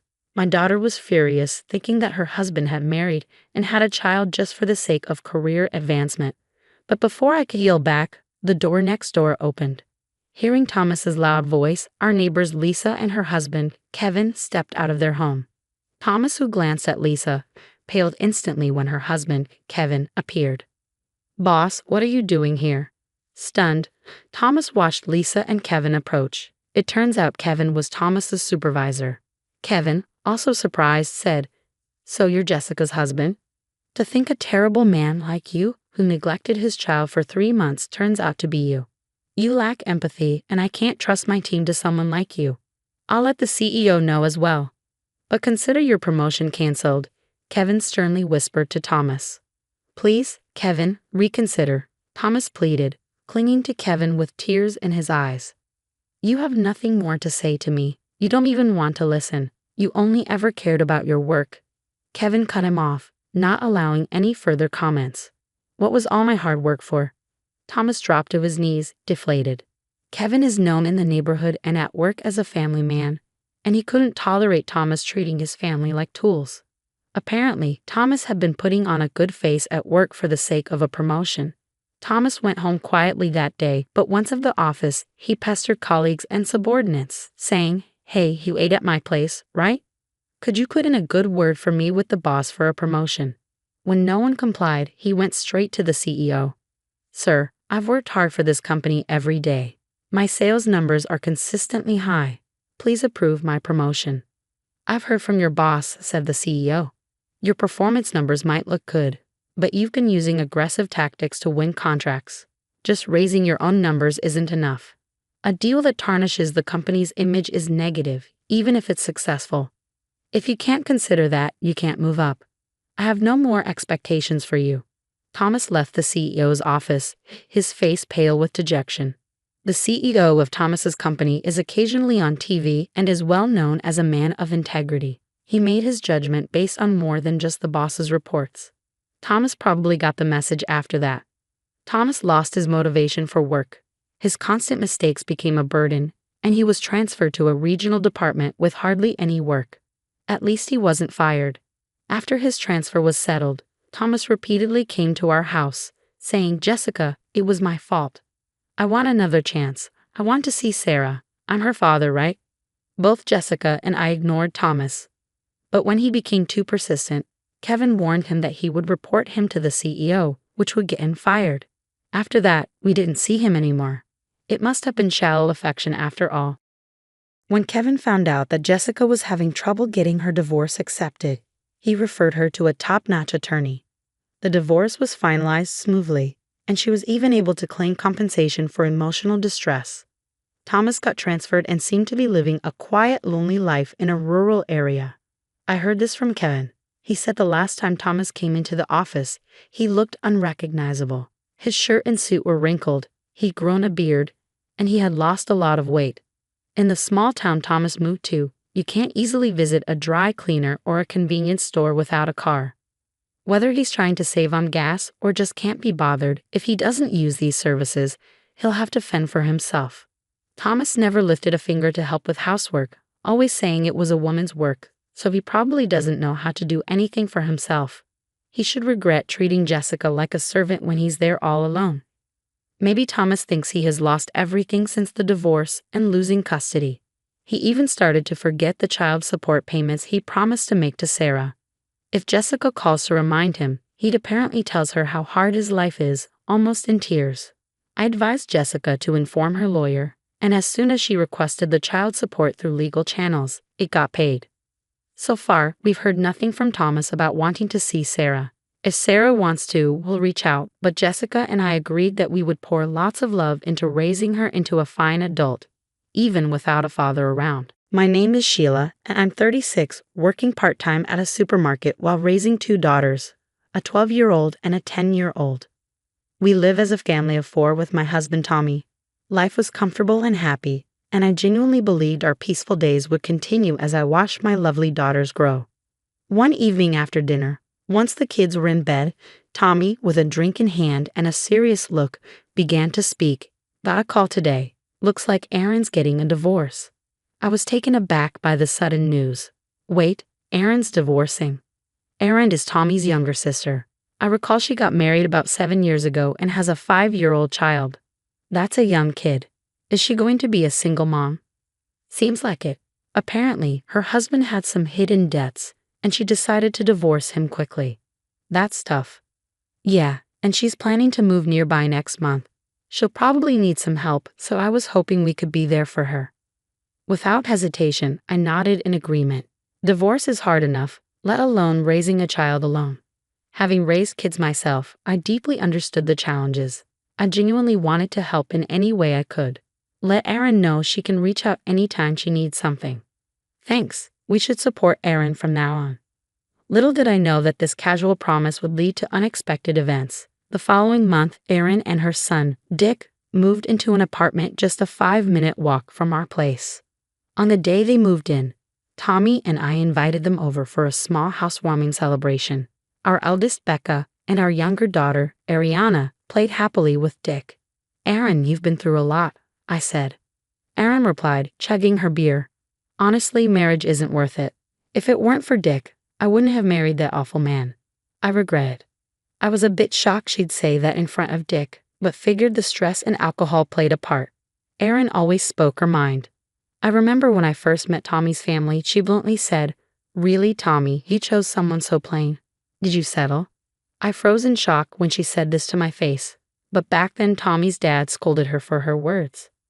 "Erin, if you ever need anything, just tell me," Tommy confidently told her. "Thanks, I knew moving close to you was the right choice. I thought about going back home, but Dad can be too strict, and I didn't want to feel suffocated." I remembered that Erin and Tommy's dad didn't get along well. It wasn't hatred, but more of Erin feeling overwhelmed by his strictness. "If you ever need anything, just call. We'll be there in a heartbeat," Tommy assured. I added, "Yes, please let us know if you need help." But deep down, I felt a twinge of unease. I had this nagging feeling that we might be taken advantage of. And my intuition wasn't wrong. The day after Erin moved in, as I was preparing dinner, the doorbell rang.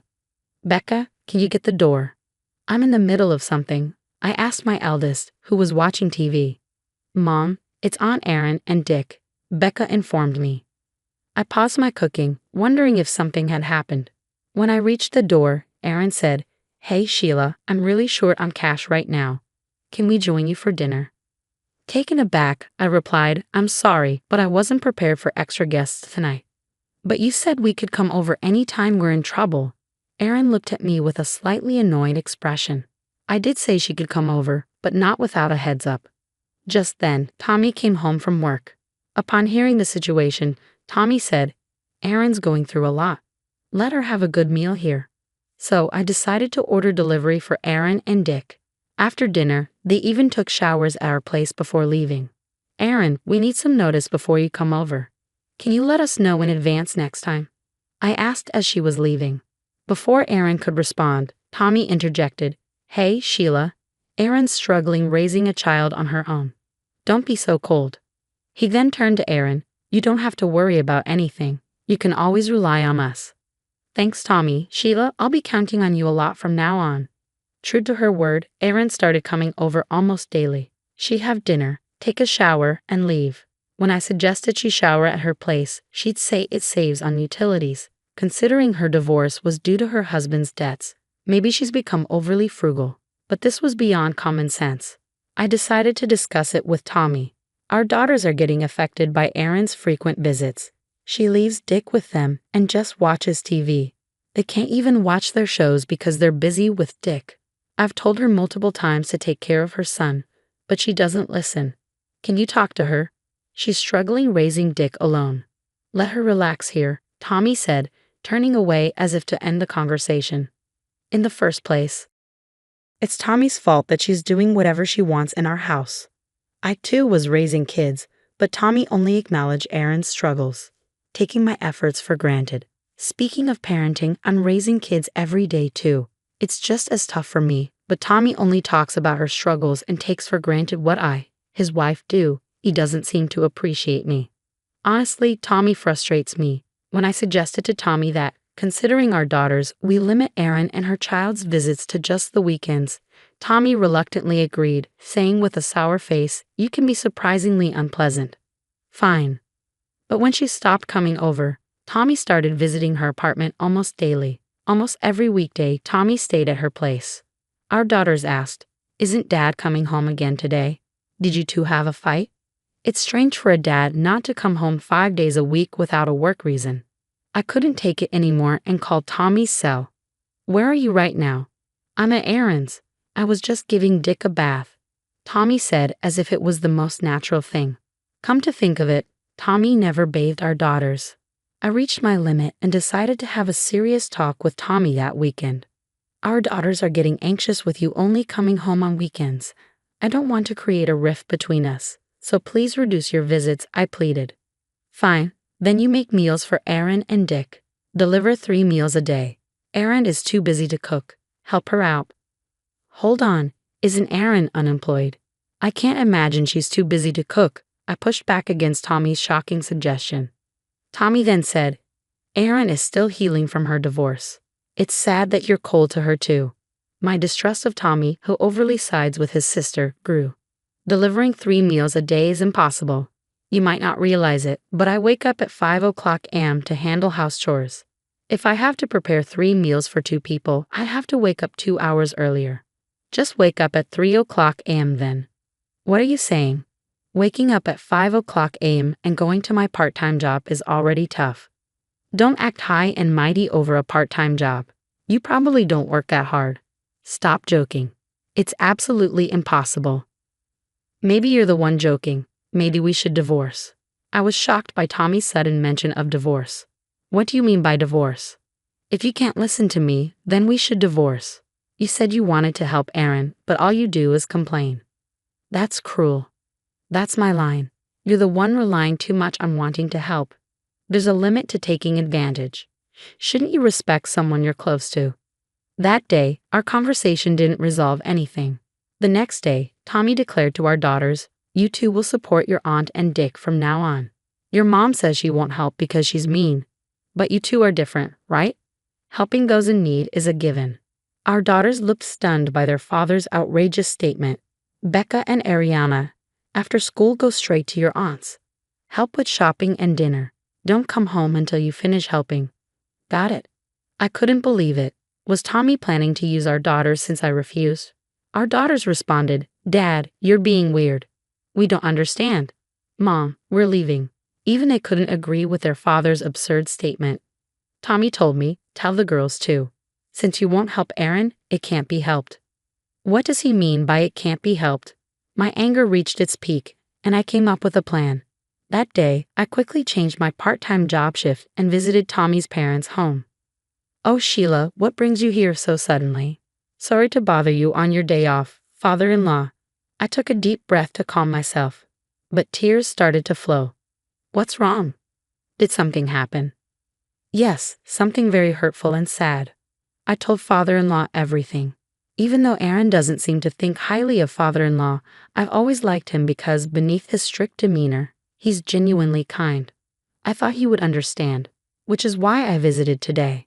Father-in-law listened quietly to my entire story. "So that's what happened. I'm sorry for my foolish daughter's actions," he said, clearly angered on my behalf. "We can't let this continue. Leave it to me. I'll set them straight." His reassuring words brought a smile to my face. "You finally smiled," father-in-law said, looking at me kindly. "You looked so distressed when you arrived. I was worried. Now let's go." With renewed determination, I stood up. "Aaron, we're coming in." Father-in-law and I visited Aaron's apartment. "Oh, Dad, why are you here all of a sudden?" "What do you mean by why? And what's with this messy room? What do you do all day?" The room was a mess with trash everywhere. The bed was unmade, and there was a terrible smell, probably from food waste, in the sink. I wondered if she and Dick lived like this, but he wasn't there.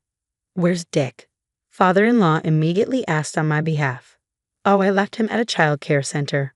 "A child care center? Since when and which one?" Getting a spot in a local child care center is competitive. I had a hard time enrolling my daughters. Plus, Tommy never mentioned this. Something seemed off. "That's none of your business," Aaron replied, sounding flustered. "Of course it's our business.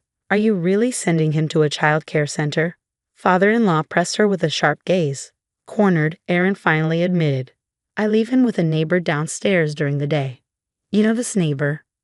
"No, but they have a 4-year-old, so I thought it was okay. If there was a scale for audacity, she'd score high." "You fool, go get Dick right now," father-in-law shouted, and she hurriedly left to bring back Dick. What were you thinking? You've caused Sheila so much trouble. Explain yourself. Well, Tommy said I could use Sheila however I wanted. He said she'd do anything he asked, she said without any remorse. Wait, is that true? Did Tommy really say I could be used like that? Yes, he said you're like his servant. He even said to use your daughters if needed. I can't believe that man, to think he viewed his wife and daughters in such a way. Father-in-law was equally shocked. Thankfully, Erin's loose lips revealed the truth. While she had her issues, it was clear Tommy was the main problem. I decided I would never forgive Tommy. Father-in-law and I waited for Tommy at Erin's apartment. Erin, I'm home. Tommy, returning with high spirits, froze upon seeing father-in-law sitting silently. Dad, why are you here? We've been waiting. Sit down. Father-in-law pointed to the sofa in front of him. Why the sudden visit? You startled me. Tommy tried to brush it off with a smirk. Just sit down. With a stern command, Tommy quickly sat up straight. You've been doing whatever you please, haven't you? Tommy glared at me upon hearing father-in-law's words. You ratted me out to Dad. Shut up. Both you and Erin are out of line. But Tommy and his sister were clearly intimidated by their father. It was evident they were genuinely afraid of him. Sheila, what do you want to do moving forward? Father-in-law asked me calmly. I had already made up my mind. Actually, the girls are currently at my parents' house. Why would you do that without discussing it with me? Tommy demanded. I don't want to hear that from you. I was terrified of how you'd use our daughters. I felt I had to protect them. So I've decided we should separate for a while. Why the sudden decision to separate? Don't be ridiculous. It's not sudden. You've barely been home on weekends. Weren't you the one who first mentioned divorce? That was just a joke. I won't accept a separation, Tommy said adamantly. Then father-in-law spoke up. There's a process called mediation divorce. He explained the legal proceedings of divorce, the benefits of hiring a lawyer, and how to gather evidence to strengthen my case. It turns out father-in-law is a practicing attorney. Now I understand why Tommy and Erin fear him.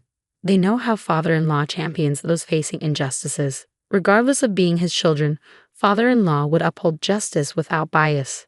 It's puzzling how such a straightforward man could have such selfish children. I'm on Sheila's side. What's right should prevail. Father-in-law's words warmed my heart. After a 3-month separation, Tommy and I divorced. I thought it would lead to mediation, but Tommy agreed after father-in-law's persuasion. I don't know what was discussed, but Tommy's words, I don't want to go against Dad, hinted at intense pressure. Tommy probably realized he stood no chance against father-in-law, a skilled attorney. It was a clear victory for father-in-law. I told Tommy, how does it feel to be bitten by your own dog? He just looked down, saying nothing. He probably always looked down on me. It's a bit sad to think about. After the divorce, Erin lost the financial support she received from father-in-law. You can't always rely on others. If you need money, work for it. When you think of someone else, you can overcome any hardship. Father-in-law's words inspired her. Erin started working part-time and is now raising Dick with determination. After the divorce, I changed jobs from part-time to full-time employment. I wanted to provide a better life for my daughters. It was challenging to find full-time employment initially, but that frustration drove me to improve my skills. I now see my divorce from Tommy as a blessing in disguise. I still have a good relationship with father-in-law. My daughters adore their grandfather, sharing their achievements and gifting him with things like music boxes they made at school. Father-in-law is irreplaceable to me. I cherish our relationship and feel fortunate to have such a respectable father-in-law by my side. I hope to be as admirable to my daughters as father-in-law is to me as I continue my journey in life. My name is Alice. I'm 28 years old and I work in childcare. Recently, I got engaged to my boyfriend Tom, and today I'm visiting his parents' house for the first time. Tom graduated from a prestigious university and works for a renowned company. He's not only smart but also respected by his colleagues, and I've always admired him deeply. Tom's father welcomed our engagement warmly, saying, "We never had a daughter. Your future mother-in-law will be thrilled." However, I noticed that my future mother-in-law seemed upset, sitting next to him with a grimace on her face. While I was observing her, she suddenly asked, "I heard you didn't graduate high school. Is that true? Our Tom is an elite, having graduated from a famous university. Do you think I'd approve of a marriage between an elite and someone of your status?" I was taken aback by her harsh words. Mother-in-law, how can you say such things? You're being rude to Alice, Tom's father interjected. Exactly, Mom. Her educational background shouldn't matter, Tom added, standing up for me. But this only seemed to upset her more. Isn't it natural for a mother to be concerned about the education and occupation of her son's future spouse? Children inherit their mother's DNA, don't they? Don't I want to leave behind excellent genes? She argued. It was clear that my future mother-in-law wasn't going to approve of me because I didn't finish high school. This was deeply hurtful. There was a reason I dropped out of high school. I grew up in a single-parent home after my father died in a traffic accident. My mother was frail and struggled to raise me and my twin sister, Emma. To alleviate her burden, I started working after middle school. Now I'm attending night school to get my high school diploma, and I'm saving money to possibly go to college. Tom has been incredibly supportive, even offering to help pay for my college education. Tom understands my background, and his kindness is one of the reasons I decided to marry him. But his mother's disapproval worries me, especially since we will be living with his parents in the future. A month before our wedding, I moved into my future in-law's house. Between work, school, and wedding preparations, I was very busy. Today, as I was applying makeup to head to the wedding venue, my mother-in-law exclaimed, "Oh my, what on earth are you wearing?" "I'm about to head to the venue, so I thought I'd dress up," I replied, unsure if she was displeased with my outfit or just seizing an opportunity to criticize me. "Huh, you say you're going to the venue, but you're just dressing like that to attract men, aren't you? You're such a careless woman," she accused. I was stunned. I explained that I was meeting Tom at the venue and that she could ask him if she doubted me, but she just assumed the worst. Then she did something outrageous. She messed up my carefully styled hair. "Hey, what are you doing? I spent so much time getting ready," I exclaimed. With my hair a mess, I couldn't go out and had to fix it. This incident left me worried about how things would work out living with her in the future. But seeing my disheveled hair, my mother-in-law cheerfully said, "There's no need to fix it. This hairstyle suits a high school dropout like you. You should wear your hair like this for the wedding." Since I was already running late, I quickly fixed my hair and headed to the venue where Tom was waiting. He was at the entrance, immediately concerned about my downcast expression. I was torn about whether to tell him what had happened earlier, but I decided not to bring it up since we were about to discuss the ceremony and I didn't want to dampen the mood. One day, close to the wedding, my mother-in-law made a surprising suggestion. "Hey, Alice's mom lives far away, doesn't she? It must be tough for her to come, and she'll have to pay for a hotel. Why doesn't she stay at our house?" Tom and I were both surprised by her sudden proposal. If we could save on hotel costs, my mother would be happy, and it would also facilitate interaction between our families. Tom suggested I ask my mother about it, so I did right away. My mother was very pleased with the idea, and it was decided that my twin sister Emma would also come that day. Initially, I thought my mother-in-law was making the suggestion out of goodwill, but I couldn't have imagined the outrageous things she would do next. The day before the wedding, my mother and sister came to stay at my in-laws' house. Seeing them made me very happy. I have a particularly close relationship with my sister, and we were so thrilled to see each other after a long time that we decided to sleep together that night. Emma, who had been drinking, fell asleep right away. No matter what happens, Emma won't wake up once she's like this. Just as I was thinking it was getting late and I should get some sleep too, I suddenly felt the door to our room open. As I wondered what it could be, I heard a loud buzzing sound followed by the noise of something being shaved. "Now you won't be able to attend tomorrow's ceremony, will you? No need for hair for a poor middle school dropout," my mother-in-law said. Shocked, I turned on the room lights and exclaimed, "Mother-in-law, what are you doing?" The person in the bed suddenly sat up, startling my mother-in-law as well. "Huh? Mother-in-law, you're Alice, aren't you?" she stammered. "No, that's not my hair. We're twins and our faces really look alike, but it wasn't me whose hair was shaved with clippers. It was my sister Emma." My mother-in-law seemed to be in shock. "What? No way, why wasn't it Alice?" Emma, who had apparently drunk too much, was sound asleep. When she wakes up in the morning and realizes her hair has been shaved off, she will surely be very angry. Unlike me, Emma has a strong temperament, so it's obvious she'll be furious.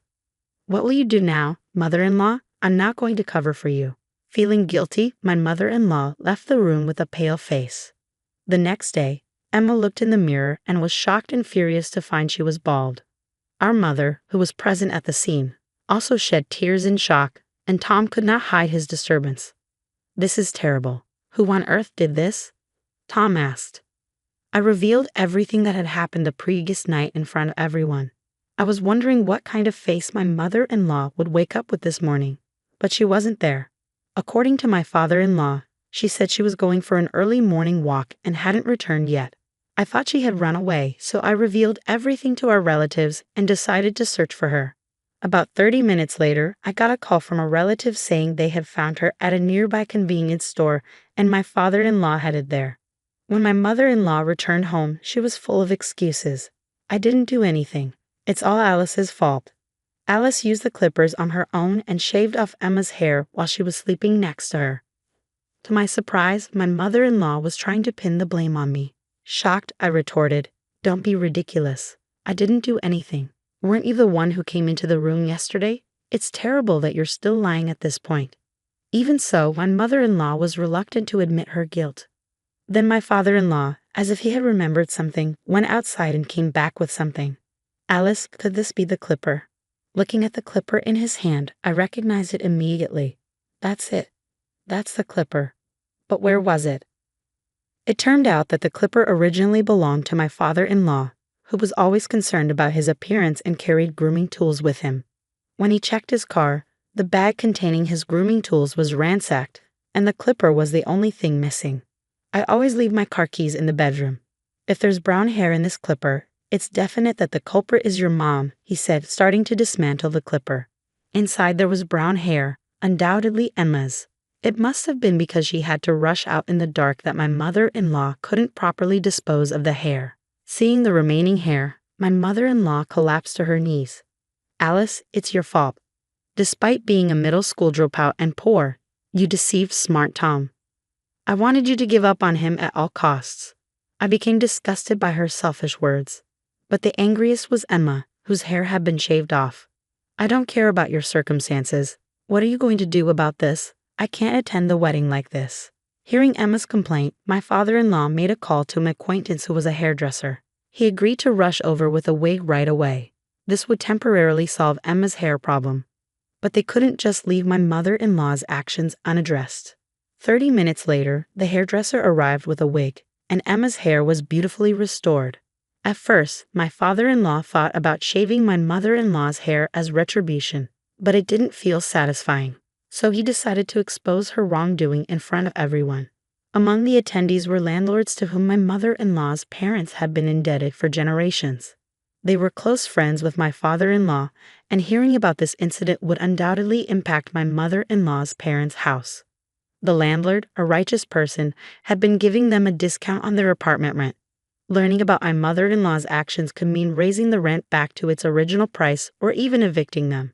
Her parents were poor and had no money. If they were evicted, they would surely come to my mother-in-law's place. But she didn't get along with her parents and wouldn't care for them. Living with her parents would undoubtedly be the beginning of hell for her. "Wait, please. I'll be in trouble if you do that." "I'm sorry. It was my fault. I got carried away and did such a thing. I'm sorry, Emma. I'll pay you damages, so please forgive me," my mother-in-law pleaded, rubbing her forehead against the floor. But even with apologies, Emma's hair would not come back. After discussion, it was decided that my father-in-law and Tom would reveal my mother-in-law's wrongdoings. Emma had already agreed to this.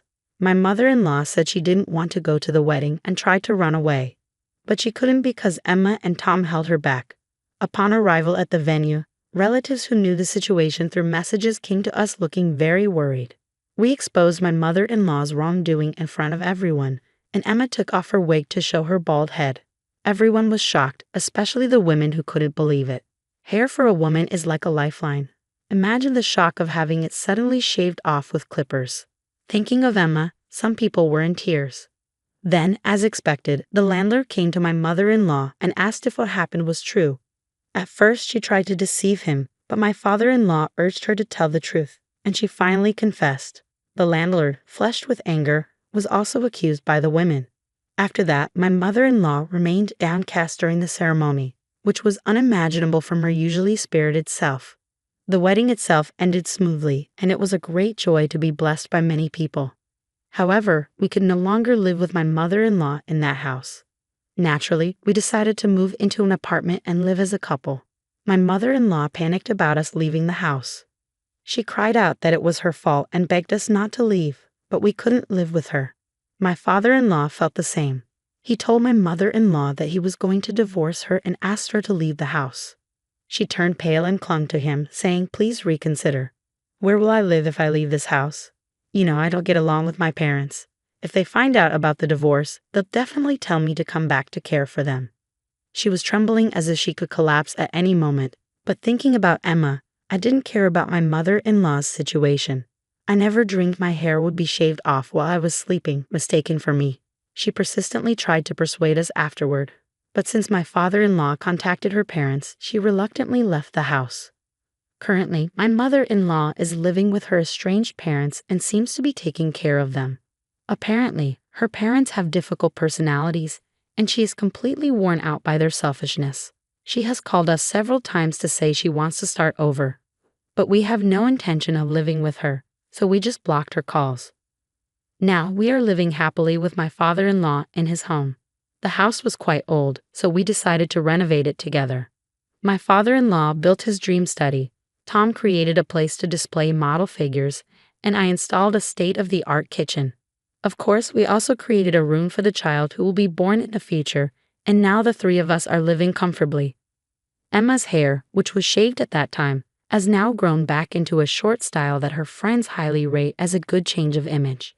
She talks about that time as if it were a joke, telling various friends, which actually complicates my feelings more. Emma occasionally comes over for sleepovers at our family home, and I look forward to that. There may be many difficulties in the future, but I believe we can all work together and push through. My name is Naomi, a 28-year-old banker. It has been 3 years since I married Tony, the second son of the well-known classic hotel in this area. People often tease me saying, "So you're going to be a hotel manager," but the hotel is managed by my in-laws. The eldest son and his wife are the successor owners and the front office managers, with Tommy supporting them as part of the support staff. Encouraged by my husband Tommy and my in-laws, I've continued working at the bank where I was employed before our marriage. My sister-in-law even jokes that I should handle the accounting when it's our turn to take over, so I'm currently studying bookkeeping to be of help in the future. I seldom get to visit my in-laws' hotel, which is quite exclusive. Before we got married, as a sign of good relations, my family was invited to stay at the hotel. My family is pretty ordinary, and our family trips mostly consisted of camping when I was little. My parents and grandparents, who always wanted to stay at this hotel, were nervous about not making any mistakes, given that we were now related to the owners. However, when we actually stayed, the hospitality was first class. The food was delicious, and the staff, including my in-laws, bid us farewell. It was a perfect experience with no discomfort at all, and we were deeply moved.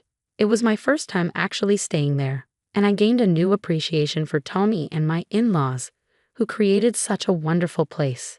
It made me realize the responsibility of being a wife of someone from such an incredible family, and I resolved to be a wife who wouldn't embarrass them. Amidst all this, my brother Tom got a bit carried away with the luxury. Tom, with his strong ambition and penchant for showing off, seemed thrilled at the prospect of being distantly related to the owners of a famous hotel. It appears he took my in-laws' casual invitation to visit any time literally and got carried away. After my marriage, we received another invitation when the hotel received its most popular and highest grade steak. Unlike my parents, who remained apologetic as before, Tom began demanding excessive services. He started with requesting room upgrades, then arbitrarily added dishes to his meals, and freely requested various drinks. When the staff hesitated over his unexpected requests, he said, "I'm a relative of the hotel's owners. Don't you recognize this person?" and pointed at me. The staff had no reason to know me as I'm not involved in the hotel's management yet. "Stop it, Tom. You're embarrassing me." I tried to stop him, but he insisted on calling Tommy. Feeling guilty about causing a scene, I reluctantly called Tommy, who agreed to accommodate Tom's requests. I was mortified, thinking how my family must seem so rude to the staff despite being guests. I wish I could disappear, was all I thought. My parents felt the same, saying if we're invited again, we should decline out of respect. We'll apologize and express our gratitude to Tommy's parents, and please do the same from your side, Mom said to me. Despite my parents doing nothing wrong, it was all because of Tom getting carried away. I apologized profusely to Tommy, but he just laughed it off. My in-laws also told me not to worry about it and were actually saddened to hear that my parents now felt hesitant to stay at the hotel. Such generous in-laws. However, Tom, emboldened by having his unreasonable requests fulfilled, became even more presumptuous. A year after my marriage, Tom got married and demanded hotel stay vouchers as wedding gifts. I refused these requests. Then he and his wife began showing up unannounced for stays every long weekend. Tom would drive up to the grand entrance in a compact car, drop Tony's name, claim to be a relative, and leave his car there. This was in stark contrast to other guests, who, even with luxury cars, would park in the parking lot and walk to the entrance. Despite many instances of being fully booked during long weekends, he would say, "I'm family. How could I not get a room? Is this hotel so poor that it can't accommodate important guests?" Tony and my in-laws would step in, finding him a room or an alternative. Furthermore, Tom insisted on having the spa reserved exclusively for him and his wife, arguing that they wanted to use it together. This was granted, even though it was during a time with fewer guests, just for his convenience. This led to complaints from other guests, leaving Tony scrambling to handle the situation. Tom would shamelessly enjoy meals, summon the chef to demand off-menu items with expensive ingredients, and get rowdy while drunk, ruining the tranquil atmosphere of the luxury hotel. Yet, I'm so grateful to Tommy and my in-laws for dealing with Tom's antics every time. I often found out about his visits after the fact and, in a panic, called Tom. But he just brushed me off, saying, "Don't sweat the small stuff.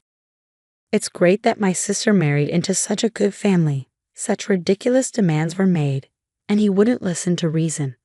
Tom and his wife's stays during the busy holiday periods were quite noticeable due to their crude behavior. Despite the cold stares from others, they didn't tone down their actions, leading to negative feedback in surveys and website reviews. One bad review seemed to lead to more, which adversely affected the hotel's rating. Longtime regular customers started looking at us skeptically, wondering if we were favoring family, and began distancing themselves. Seeing Tony and my father-in-law William struggling with the situation made me feel guilty for not being able to stop Tom. When he calls asking for a reservation, it's easy to say no, but when they show up unannounced, we're stuck. During another holiday, Tom and his wife came again. Despite the lower ratings, it's still a well-known hotel, and during the holidays, it was as busy as ever, fully booked with no vacancies available. We had no choice but to offer Tom and his wife one of the old rooms that we don't usually use. Unsatisfied, Tom shockingly wrote a review on the website, complaining that despite being a regular, he was made to stay in an old, dark, and dirty room that was not usually used. I came here looking forward to a relaxing stay, but the room was dusty and the worst. The service was bad, and the food wasn't good either. It's all appearances. The hotel has grown arrogant due to its long-standing prestige, not valuing its customers. He wrote all these complaints in a scathing review. I was shaking with anger. They had the audacity to show up without a reservation, didn't pay anything, and still have the nerve to complain like this. It was clear from the content of the review that Tom was the author, but we had no concrete evidence to prove it. However, on the night the review was posted, I received a message from Tom saying, "Look at that bad review. So stupid." Faced with the necessity to address this review, William reluctantly replied with an apology, promising to make their next visit exceptional. I was so embarrassed by my brother's behavior that I didn't even want to acknowledge him as my sibling. Let's write a post saying that this person is Tom, the hotel owner's son, and his wife, who arrived without a reservation and didn't pay a cent, staying in a usually unoccupied room. We can get the internet users to criticize him for us. I suggested to Tommy and my in-laws. We can't do that. It might lead to you being attacked. My father-in-law objected, seizing on the concern that bad rumors in the hospitality industry could be damaging. Tom took advantage of the situation. He contacted William. I'll be bringing a very important guest next time, so make sure we're treated grandly, Tom said. You know what might happen if there are any mishaps, right? This was accompanied by a threatening tone. It was as if he thought he was a king. When did Tom become such a despicable person? Staying at a hotel beyond his status was the beginning of it all. I regret ever bringing him along, thinking it was just a life experience. Understandably, this time Tony and William were furious. Employee dissatisfaction was reaching a breaking point, and they couldn't deal with Tom anymore. My parents and I apologized for all the trouble caused so far and assured them that he wouldn't be a nuisance anymore. We told him to do whatever necessary if we couldn't stop Tom. My parents and I reached out to Tom. When we pressed him about his actions, he said, "I just came because you said I could come anytime. Why are you mad? Offering family services is normal." He refused to listen to our concerns. Even my mother-in-law and sister-in-law's relatives say at regular rates, I argued. Tom's obliviousness to his wrongdoing was exasperating. Ignoring our advice, my brother and his wife brought the president of a client company to the hotel, apparently intending to entertain them. Such audacity. The president was accompanied by their spouse and daughter's family. Tom was overjoyed, thinking he could impress the president. He thought the president might like him and thus lead to securing a contract. I was secretly observing as Tony had asked, but felt like grabbing Tom by the collar and throwing him out right then. Tony and William, prepared for the day, promptly escorted the president's family to a nice room. Guided by Tony, Tom then demanded, "Not just for us. Make this stay free for our guests too, okay? This is a business entertainment. If I can impress the president here, my performance at work will improve. You understand, right? I'm counting on you. You know what will happen if anything goes wrong, right?" he added, a veiled threat in his tone. The Tom I knew was ambitious but normal. When did he become someone who resorts to threats? I even thought of getting the police involved, but Tony and William reassured me. "Naomi, it's not your fault. Don't worry, just act normally," they said. Relying on their assurance, we decided to observe how things would unfold. Then came dinner time. Tom acted as if it was his own hotel. "Our cuisine is exceptional. You're in for a treat," he said smoothly, escorting the president's family. My brother and his wife seemed quite in their element. The more I saw, the angrier I got. I wanted to knock some sense into him right there. The first thing served to the group upon being seated was an aperitif. The glasses were beautiful, but the contents were just cheap liquor. They were toasting and enjoying themselves, but Tom seemed oblivious to the bland taste. Meanwhile, the president's family, though puzzled, continued to chat amiably. Then the food arrived, and Tom and his wife panicked. Their table was laden with fast food, instant ramen, snack foods, bottled Coke, and canned beer. The CEO's family was stunned, looking over the table in surprise. Tom was furious. "Is this an insult? Call the owner right now," he demanded, summoning William. William and Tony arrived, calm as ever. "Yes, how can we help you?" William asked. Well, it was pretty much the expected turn of events, wasn't it? "What's this food? Are you joking?" Tom raised his voice, drawing attention from everyone around. "I'm not joking around here. What is this? It's like fast food. Bring out the real dishes," Tom shouted. "I apologize, but this is the meal provided for guests who stay without a reservation for free. Without a reservation payment, we are unable to prepare other dishes," William explained. Caught off guard by being called out for freeloading in front of the president he was entertaining, Tom stumbled over his words and glanced sideways at the president's family. The president, as well as his wife and daughter, were looking at Tom with cold, disapproving eyes. Then William delivered the final blow. Turning to the CEO, he explained, "I don't know what this gentleman told you to invite you here, but he frequently stays without paying, using his distant relation. That would be tolerable. But he's also been posting harmful reviews on our website, affecting our business. Since he's staying for free today, we regret that this is the only meal we can offer." William then smiled, trying to salvage the situation, revealing everything to the CEO. Tom turned pale. The CEO looked at Tom and said, "Is what I just heard true?" The client CEO asked Tom. "No, please stay. I never meant for something like this to happen." Tom stammered, caught off guard by this unexpected turn of events. "I've lost my appetite for dinner. I'll be leaving now, and I'll need to reconsider our future business dealings," the CEO said. He then stood up, ignored Tom's pleas to wait, and left the dining area with William. "Wait please, President. It's not what it looks like." Tom tried to stop them, but the only ones left behind were my brother and his wife. They were completely dejected, slumping down in defeat, drawing scornful glances from other guests. They stayed without paying.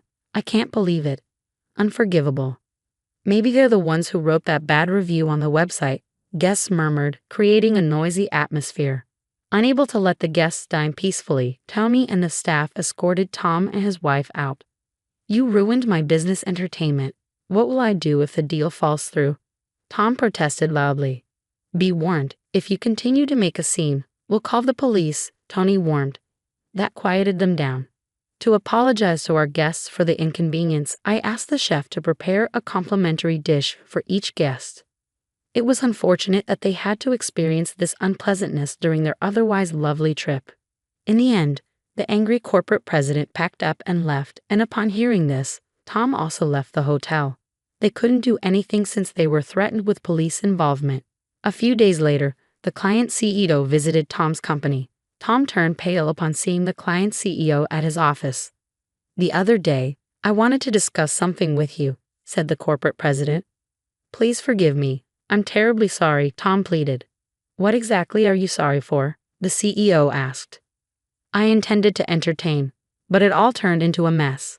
Damn it, I told them to treat us right," Tom said. "You're missing the point. Don't you realize you're fundamentally mistaken?" the CEO responded. "What?" Tom was confused. "You took advantage of your sister becoming the hotel owner's son's wife and treated the hotel like it was your own. Just because you're a distant relative doesn't mean you can stay at that nice hotel for free and do whatever you like. That cannot be forgiven. Plus, inviting me there and trying to entertain me. The owner told me that you even threatened them to treat us nicely. I can't trust a company with such employees. I came today to cancel all our future contracts," the CEO declared. Tom's superiors, hearing this, were in a state of shock. "Wait, please, is this true?" they asked. "Every word is true. I've been acquainted with the hotel owner for a long time. He confided in me about a troublesome relative who was taking advantage of his family's hotel. I didn't know it was one of your employees until I was invited for this entertainment. I witnessed everything at the hotel, and it was appalling," the CEO confirmed. "We're very sorry. We will remove him from his current role. Please reconsider the business relationship," Tom's superiors pleaded. Unknown to them, the CEO had been observing Tom's behavior at the hotel with me, seeing how he threatened Tommy and everything else. Of course, they were fully aware of all the previous actions, as William had been consulting with them. It's natural that they would reconsider the business relationship given the circumstances. Tom was removed from his sales role and reassigned to a less critical support position within the company, with barely any job to do. The rumor that he was staying at the hotel without paying quickly spread within his company, making his work environment uncomfortable.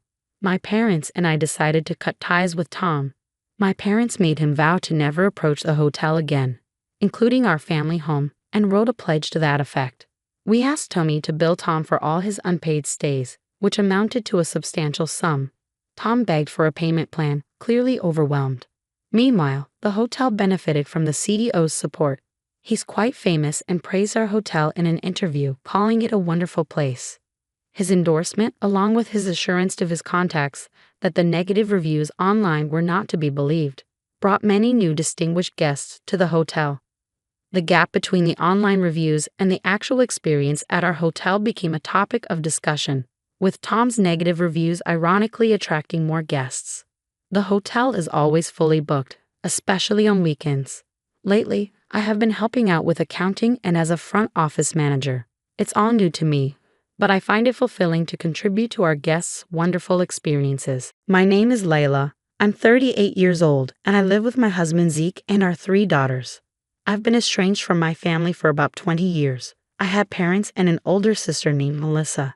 From the outside, we appeared to be a close-knit family, but in reality, I felt isolated. I've always been shy and introverted and not particularly striking in appearance. I struggled to stand out and had only a few friends during my school years. In contrast, my sister was outgoing and always surrounded by friends, thanks to her good looks. My parents seemed proud of her and favored her in many ways. For example, when we were shopping for hair accessories, I said I wanted the pink one. But Melissa threw a fit, insisting, I want the pink one too. It looks better on me than on Layla. My parents told me to give in, saying, let your sister have it. We'll buy you the blue one. Melissa always got new stuff while I got her hand-me-downs. Seeing my parents' favoritism, Melissa started treating me coldly. She even told me not to talk to her at school because she didn't want people to know I was her sister. That hurt deeply. As I got older, I felt the disparity between us more and more. I decided that once I graduated high school, I would leave home for good. Melissa went to an expensive private college and my parents struggled to pay her tuition. They told me, we can't afford to send you to college. You'll have to figure it out yourself. I had no plans to go to college, so I told them I would move out and find a job after high school. They didn't seem to care. In fact, they even asked me to send them money once I was settled. I finally snapped. After all these years of favoring Melissa, now you're asking me for money? I'm never coming back. My dad yelled at me. After all we've done for you, how dare you talk back? You're dead to us. I left home right after graduating high school, taking only a few belongings and a small amount of money saved from my part-time job. I felt overwhelmed but determined to never go back. I managed to build a life for myself in a new place. The company that hired me right after high school didn't pay much, but the people were kind and supportive. I felt fulfilled every day. The building where I worked contracted with a cleaning service, and that's how I met my husband, Zeke. At first, we just exchanged greetings, but over time, we started making small talk. One day, he asked me out for dinner.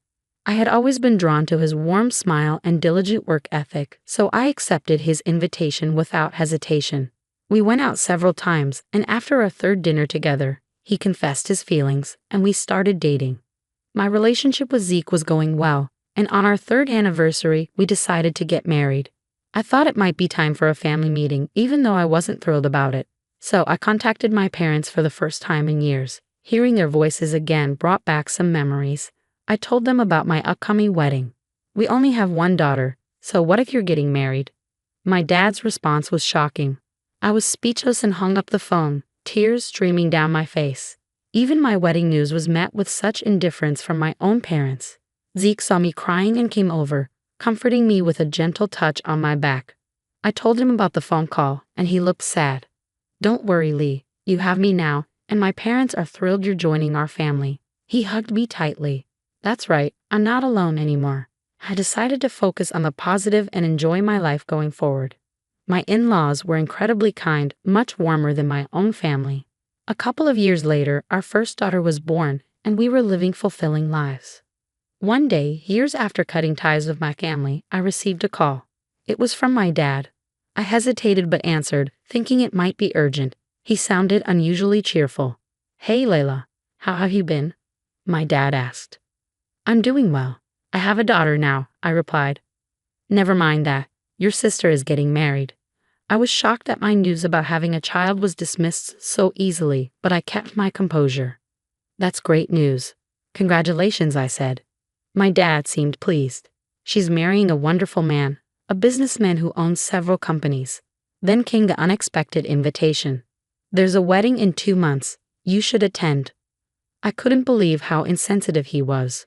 When I got married, the only people who celebrated with us were Zeke's family. I couldn't even invite my own family. Why should I attend my sister's wedding when you couldn't even offer me a single congratulatory word on mine? I asked. My dad replied, annoyed. It would be embarrassing if her in-laws thought she had an uncouth sister who couldn't attend her own wedding.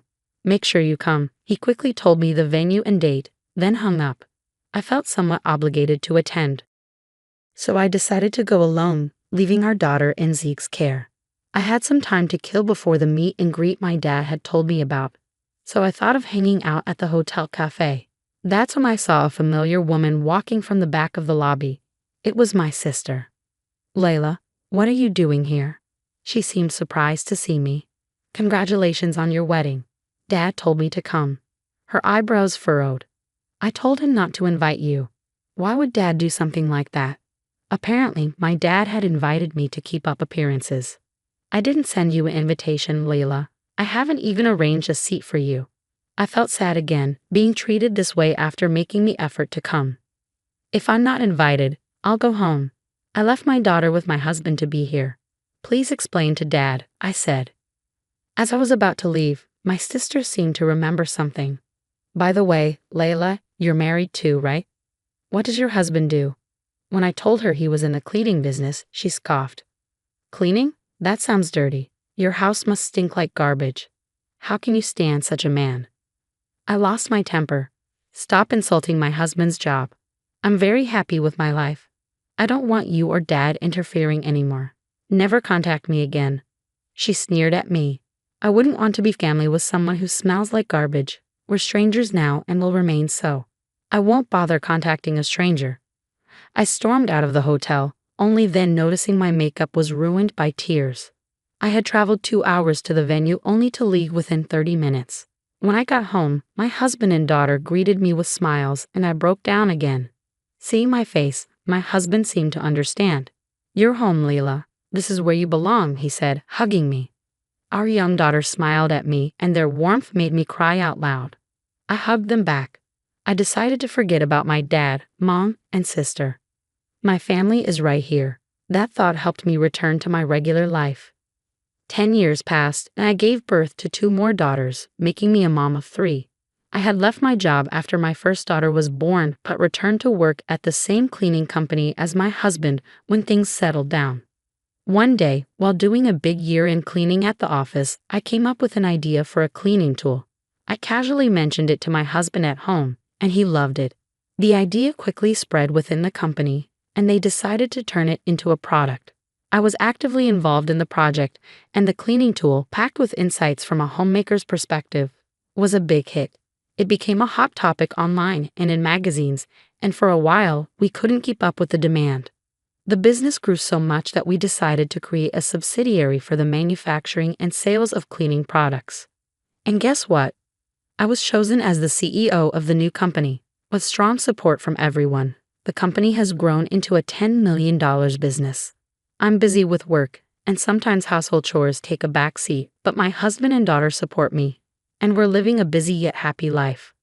However, something happened that would change all of this. The other day, a TV segment featuring me aired. It was a 20-minute segment on a lifestyle show covering my background and how I came up with my product. Thanks to that, inquiries increased, and I was busier than ever. One day, I arrived at the office and was handed a note with a callback number. Someone had tried to reach me. I thought it might be another interview request, but when I looked at the number, my breath caught. It was my sister. I had blocked her and my parents' numbers after the wedding fiasco. She must have called the office after seeing my success on TV. I was wary. I debated calling her back, but decided to do so to avoid further disruptions at work. Layla, long time no see, she greeted me casually. Annoyed by her casual greeting, I asked what she wanted. You seem to be making good money now. How about helping us out a bit? I was even more irritated.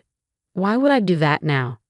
She retorted, don't act so high and mighty just because you're successful.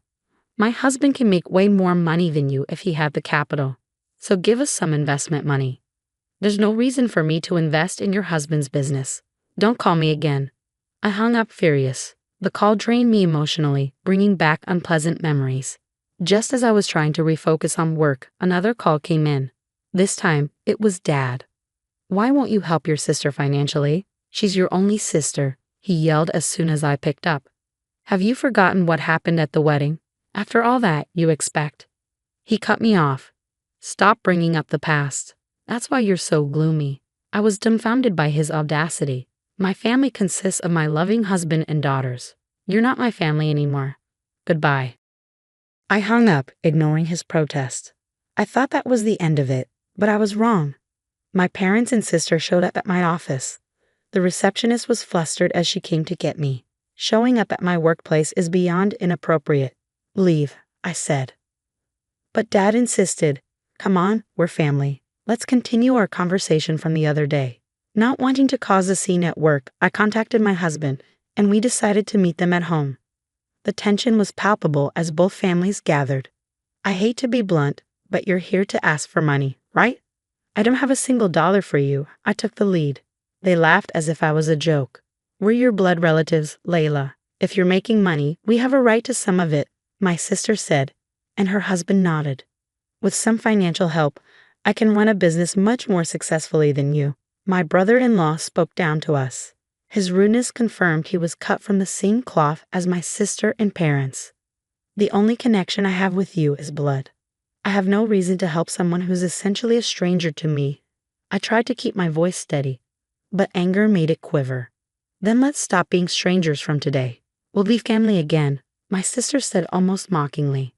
Just as I was about to retort, my husband gently placed his hand on my shoulder and stood beside me. Layla is already part of our family. We don't need you to be happy. In fact, aren't you the ones who need us? He spoke calmly but firmly, looking straight at my parents and sister. Shut up. You're just a janitor, right? Surrounded by garbage all day, and you dare to act superior? My husband is a businessman, not like you. My sister yelled, her face red.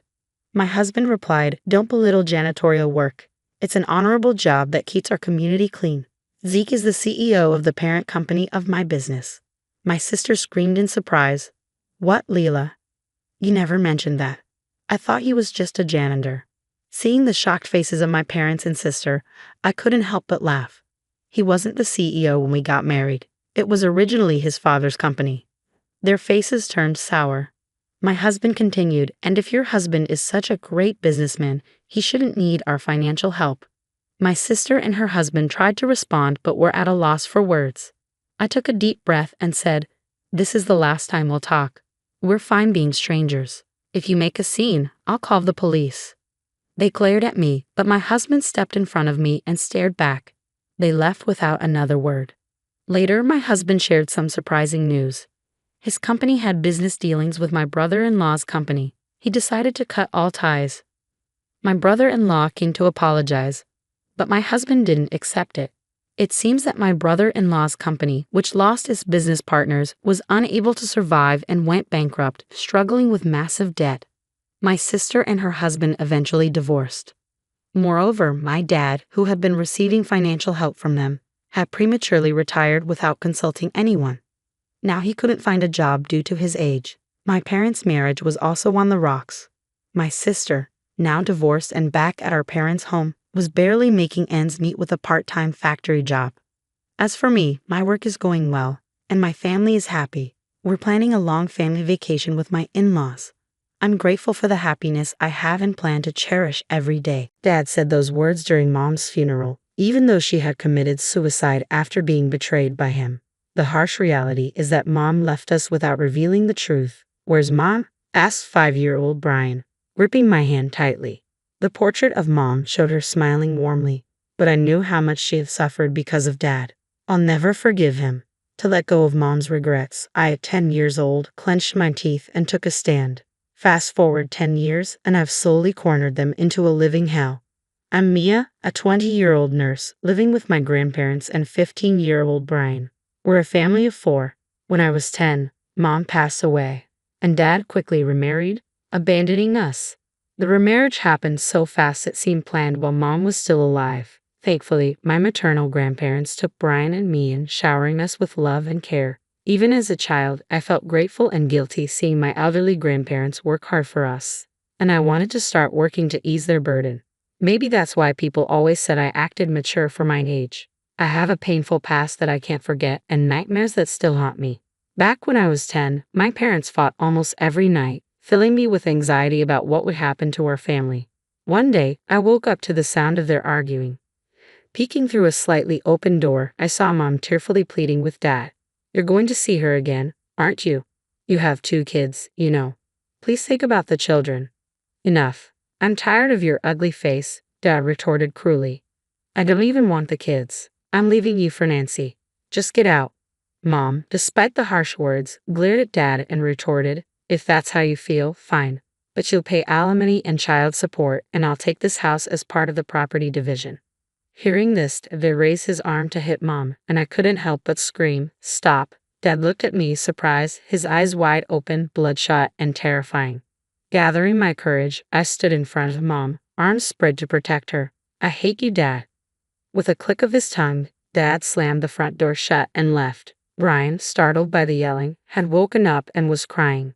Mom hugged Brian and me, breaking down in tears but whispering in my ear, "As long as I have you two, that's all I need. I'll keep fighting, even if we divorce."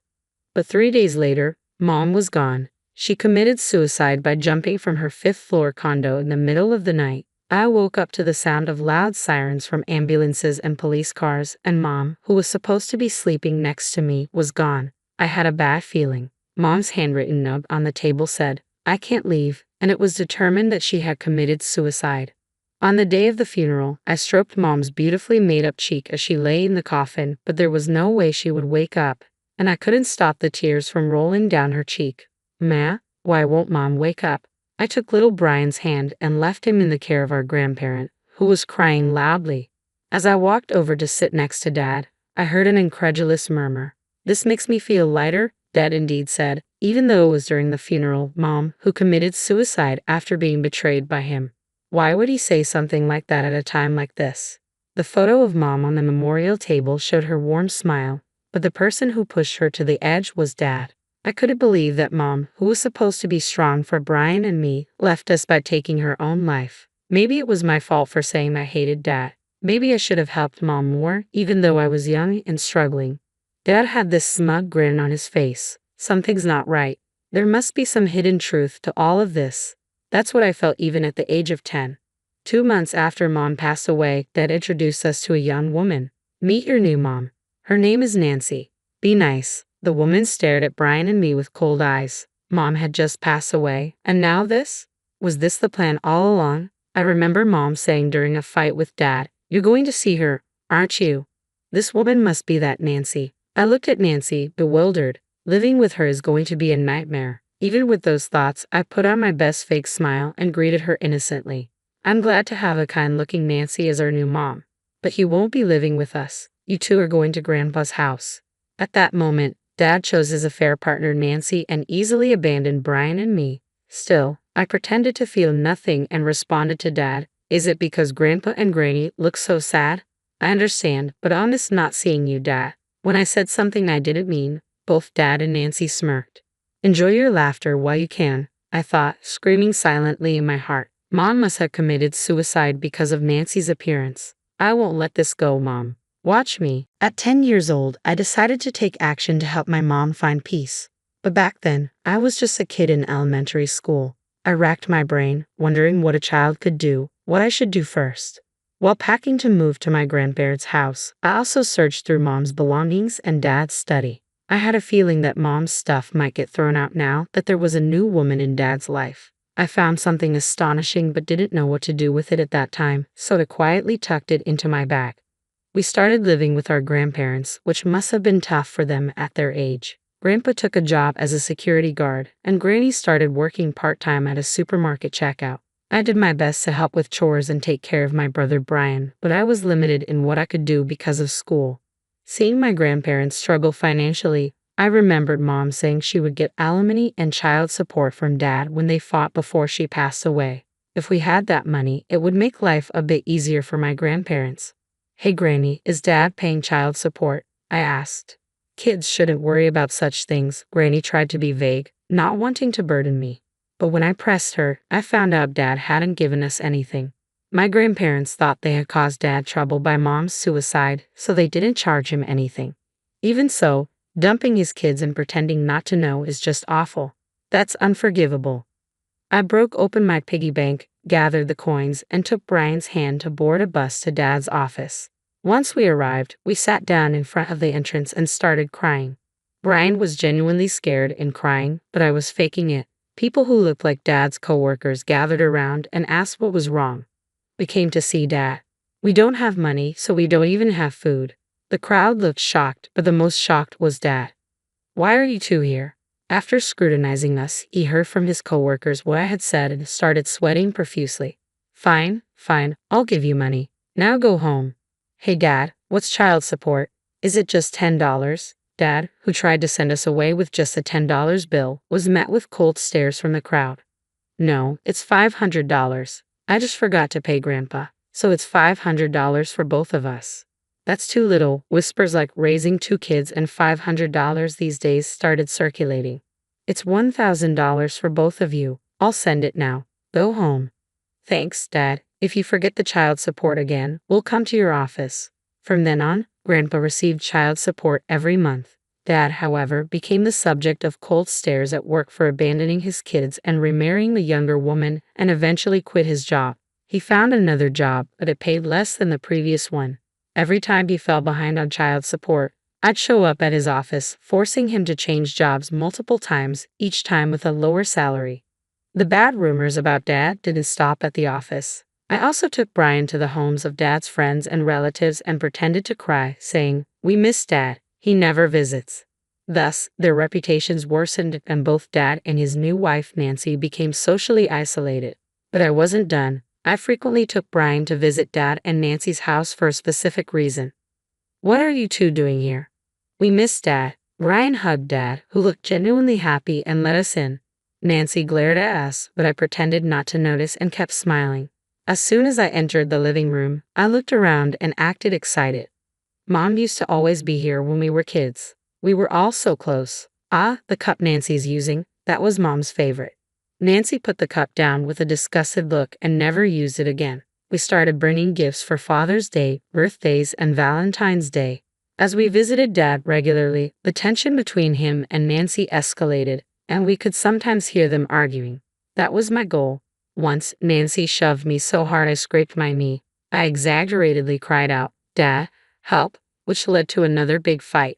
Time passed, and I turned 18 and graduated high school. We had received the child support Mom mentioned, but the $20,000 in alimony from the divorce was still pending. So I decided to make sure Dad kept his promise to Mom by getting that money in another way. Thanks to Dad, I graduated high school. Here's a thank you gift. Congrats on graduating. What's this? It's a picture frame with a photo of Dad and me smiling. The photo was taken by Brian just the other day. I'm touched. I'll put it right here. With that, Dad placed the photo frame next to the living room TV. Actually, Dad, I have a favor to ask. I told him that I wanted to go to nursing school after high school and needed $20,000 for it. I want to become a nurse. I think it would be helpful when it's time to take care of our family. I was thinking of our grandparents. But Dad seemed to assume I'd be taking care of him in his old age. He transferred $20,000 from his savings to my bank card, and I was able to cover my tuition and become a nurse 2 years later. I later found out that divorce settlements and tuition are treated differently, but at the time, I was just happy Dad paid.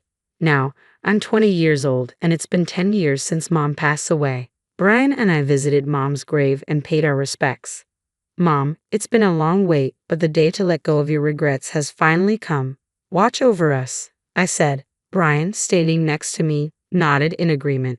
He's grown so much, even surpassing my height. He's become strong and athletic. Actually, I've confided everything to Brian, and he's agreed to help me with what I'm about to do. We arrived at Dad's house, where we had spent many years. Dad greeted us warmly, but we were emotionless. Dad chatted away, and though we hadn't asked him anything. Actually, I divorced Nancy after all the fights, but I have you guys. Let's live together in this house again, Dad said. Did he really think we'd be happy about this? But I knew about Dad's divorce because I orchestrated it. I've been waiting for this moment. Who are you, Mia? What are you talking about? Dad asked, confused. You took away our precious Mom's life. I've never considered you my dad.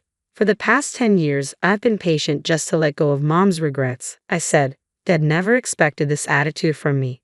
His face turned pale, and his lips trembled. Your mom committed suicide. Are you trying to say it's my fault? I think there was also a suicide note that said, I can't leave, huh? Dad stammered. This is part of that letter. I pulled out a letter that I had found in Dad's study when I was a kid and had kept tucked away ever since. This was a letter Mom wrote to Dad during the time they were fighting over his affair. I get that your feelings have shifted to Nancy. If you agree to pay the $20,000 settlement and $1,000 monthly child support in the divorce, then let's divorce. Please let me and Brian leave with me, if I don't have those kids. The letter cut off here and was missing the next part. It probably said, I can't go on living, didn't it? When did you? I couldn't find it no matter how much I looked after it went missing. Did Maya hide it? Dad said, looking bewildered. There's no way Mom would leave us and commit suicide. I've always thought that. At that time, I was convinced when I saw this. It was your doing, I said. Dad, who was at a loss for words, suddenly burst out into a disgusting smile. Even if the will was a fake, isn't it true that Mom committed suicide? Still trying to deceive us. I know what you did, Dad. What, that I killed Mom? There's no evidence anywhere, right? Dad sneered. That's what proves it. I pointed to a picture frame next to the TV. It had a hidden camera and it sent data to my mobile phone. I took out my phone and played a video. It showed Dad and Nancy in a heated argument before they broke up. In their conversation, they exposed everything. I pushed my wife off the condo to be with you, and I even helped by grabbing her leg, Dad said. Nancy also fearlessly accused Dad. You liar, you said we wouldn't have to pay any settlement or child support if she was gone. Mia, what are you doing? Hand it over, Dad demanded, his face red and eyes narrowed as he approached me. Stop, get your filthy hands off me. Brian, now strong and sturdy, twisted Dad's arm. Ouch, let go, it hurts. I'll do anything, just forgive me. Dad knelt down, crying and begging for forgiveness. But there was no way we could forgive him. If you'll do anything, then bring our kind Mom back. Kind, my foot. She just nagged me for having a little affair, Dad grumbled. You're still saying that? Then let's settle this with the police. Hearing the word police, Dad's face changed. Wait, please, not the police. I'm sorry, I really am. After that, Dad and Nancy were arrested for taking Mom's life. During police questioning, they blamed each other, and all the facts came to light.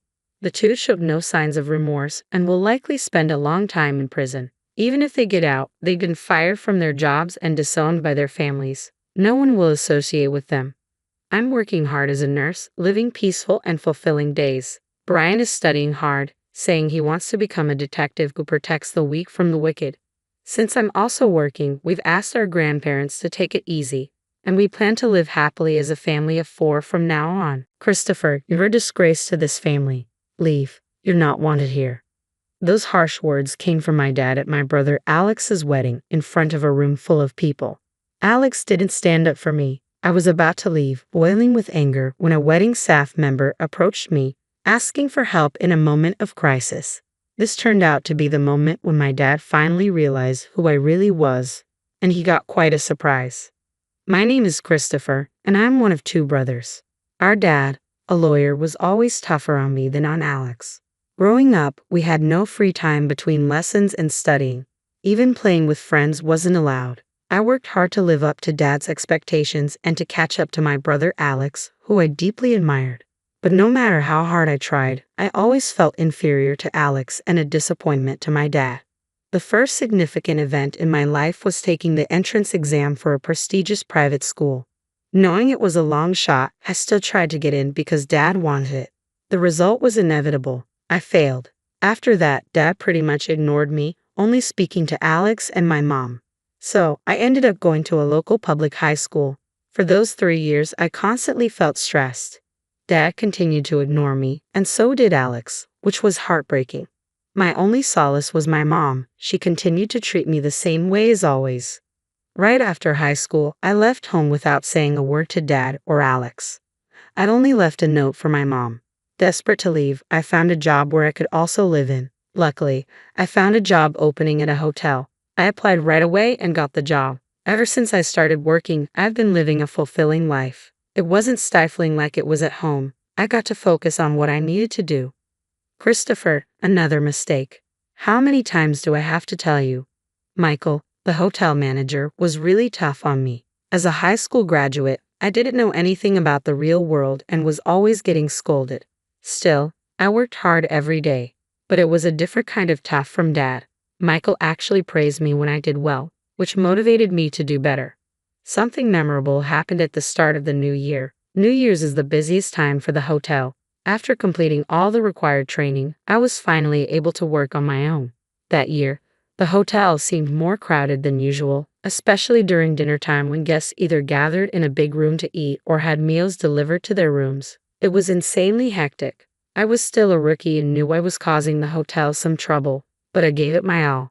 Then a minor event happened on New Year's Day. A coworker got the flu, leaving us short-staffed. I worked my tail off, probably putting in twice the hours mandated by state labor laws. Just when you'd think it couldn't get worse, it did. The kitchen sink's pipe broke right during dinner time, and of course, it's New Year's Day, so no plumber was coming. We were stuck, The mood of our manager, Michael, kept getting worse. I took a bold step and said, "Michael, can I try fixing the plumbing? I'll sort it out." Michael and the others looked puzzled, but he had no choice. With a hopeful tone, he asked, "Christopher, can you do it?" I got to work on the plumbing. Actually, I had gone to a science-focused high school after failing to get into the private one. There, I gained specialized knowledge in engineering and hands-on experience. Half an hour later, I had somehow managed to fix the pipe. "Michael, it's fixed," I announced. Michael rushed over and turned the faucet. Water flowed out with force. Everyone in the room smiled. "Great job, Christopher. You're my pride and joy." Being praised by Michael felt amazing. We managed to get through New Year's Day at our hotel. I'll never forget the fulfillment I felt that day. It's fair to say it has shaped who I am today. 15 years have passed since then, and I have fully adapted to this job. One day, I got a letter from Mom after a long time. It turns out Alex is getting married. I keep in touch with Mom a few times a year, but haven't been in contact with Dad or Alex. The letter asked for me to attend Alex's wedding. Why should I go? That was the feeling bubbling up inside me. So, I wrote back to Mom, saying I couldn't attend. Yet a letter from her came right back, begging me to somehow make it. I reluctantly agreed to go. The location was a top-notch luxury hotel. Alex's bride is a young woman from a prestigious company, and the guest list outnumbered those at my work's New Year celebration. It was quite lavish. I thought it was typical of Alex and Dad's style. Their meeting was probably arranged at a party by Dad or was some kind of political marriage. On the day of the wedding, I wore a suit I'd had for a few years and headed to the venue. I gave my name at the reception and was guided to the waiting room. There were already quite a few people there, all looking like high society folks. It must be Alex's bride, the woman with long, beautiful hair in the back. With no one to talk to, I was people watching when I locked eyes with two men I recognized. Their faces were clearly unhappy. Dad and Alex walked up to me. "Why are you here?" I heard Dad's deep voice. It had been years since I'd heard his voice. "Is it so wrong to celebrate Alex's wedding?" "Oh, by the way, congrats, Alex," I said. Alex made a conflicted face. He probably couldn't openly appreciate my congratulations in front of Dad. "What have you been up to all these years?" "No doubt some worthless job." "Christopher, you shouldn't be here," Dad said. As Dad spoke, Mom rushed over to us. "Come on, Christopher is here to celebrate. No need to be so harsh." Mom was desperate to persuade Dad, but her voice was drowned out. "Enough, Mom. Christopher, let me make this clear. You're a disgrace. I don't want you ruining Alex's celebration. Get out." Even I felt the surge of anger. I hadn't wanted to come to Alex's wedding in the first place, and yet I was treated like this. That's why I didn't want to come. "Fine, I'm leaving." "Okay, Mom. This is why I didn't want to be here, to see this terrible Dad," I said and turned my back to exit the waiting room. I picked up my belongings and was about to step outside when I heard someone call out, "Please wait." A wedding staff member from the hotel was rushing over. "What's up?" It seems we have an unexpected guest for today's wedding. We're short on seats and food." Everyone in the waiting room looked worried. Emily the planner, the parents-in-law, and the staff. "I see. Is that what's going on?" Emily couldn't handle it alone, and they were asking for my help. But what did this have to do with me? Reflecting on past actions, I thought they deserved it. All my grievances against Dad and Alex were bubbling up, but then memories from the past filled my mind. Times when Alex and I used to play. Alex always made time to play with me during study breaks. If I just walked away, I would be no different from Dad. I turned back to the wedding staff. "Can you take me to Emily?" The staff member's face relaxed. I quickly followed them back into the waiting room. I returned to the very place I was kicked out of. In the center of the room, Emily, my dad, and the bride's father all wore worried expressions. As I got closer, my eyes met Dad's. "Why has Christopher returned?" "Leave." Dad approached me with a furious look, but Emily got to me first. "General Manager, please help us," she said. Dad's eyes widened in shock. "You see, I'm now the general manager for all the hotels that my current company manages. When I first joined, we had just started expanding. Now we have hotels and wedding venues all over the country. And this hotel we're in right now, it's one of the hotels I oversee. I think I can handle this." I calmly explained the situation. "Dad, I'm busy right now. We'll talk later." Saying this, I turned back to Emily. "Relax, Emily. Get the seats and everything else ready. I'll take care of the food. The stress faded from Emily's face. Understood. I'll leave the food to the general manager and handle the rest. With that, Emily rushed off. All right, it's my turn now. Everyone in the waiting room was watching me. I left the room and headed to my friend, Chef Jackson. This hotel has a high-end restaurant, and Jackson, the chef, is a good friend of mine. Hey, you in? I called out. After some rustling, Jackson appeared. Christopher, what brings you here? Work? I'm here as a guest today. My brother's wedding is happening here, but we're one meal short. Can you help? Sure thing. I'll whip something up with my culinary skills. Much appreciated. I owe you dinner. Looking forward to it. I returned to the waiting room after taking care of a few things. The guests had already moved to the ceremony area. Only my parents and the bride's parents were left. The issue is resolved. We've got an extra meal coming, I announced. Upon hearing this, my mom and the bride's parents looked relieved. My dad looked conflicted. Quite the proud man he is. Christopher, thank you so much. Because of you, the celebration can go on successfully. It's all in a day's work as a general manager. And with that, we all entered the ceremony hall. The lights dimmed, and the groom and bride entered. Alex looked incredibly handsome, and his bride was stunning. The ceremony proceeded, and then it was mealtime. I confirmed that everyone was served and breathed a sigh of relief. The ceremony concluded successfully. The faces of the groom and bride were filled with happiness. After the ceremony, we had a little talk with Alex's family and the bride's family. The topic was gratitude toward me, especially from the bride's family. I was thanked profusely. These moments are why I love my job. Christopher, thank you so much. We had the best date ever, all thanks to you. No worries. Wishing you all the happiness in the world. Thank you so much. I looked at Dad and Alex, both of them wearing complicated expressions. Mom walked over to me. Christopher, you did wonderfully. Thank you. Dad and Alex want to speak to you. I looked back at Dad and Alex. Alex spoke first. Christopher, you saved us. Thank you and sorry for everything up to now. As long as I could help, Alex, it's all good, I replied. Then Dad lowered his head without saying a word. He seemed to have nothing to say, and that was fine with me. After all, I never became like Dad. Just then, my cell phone buzzed in my pocket. It was the manager from a hotel in the next town over. More work, but hey, I enjoy it, so no complaints. All right, I'm off. Got work to do. You two take care. I probably won't see Alex or Dad again, I thought as I left the room without looking back and headed to work.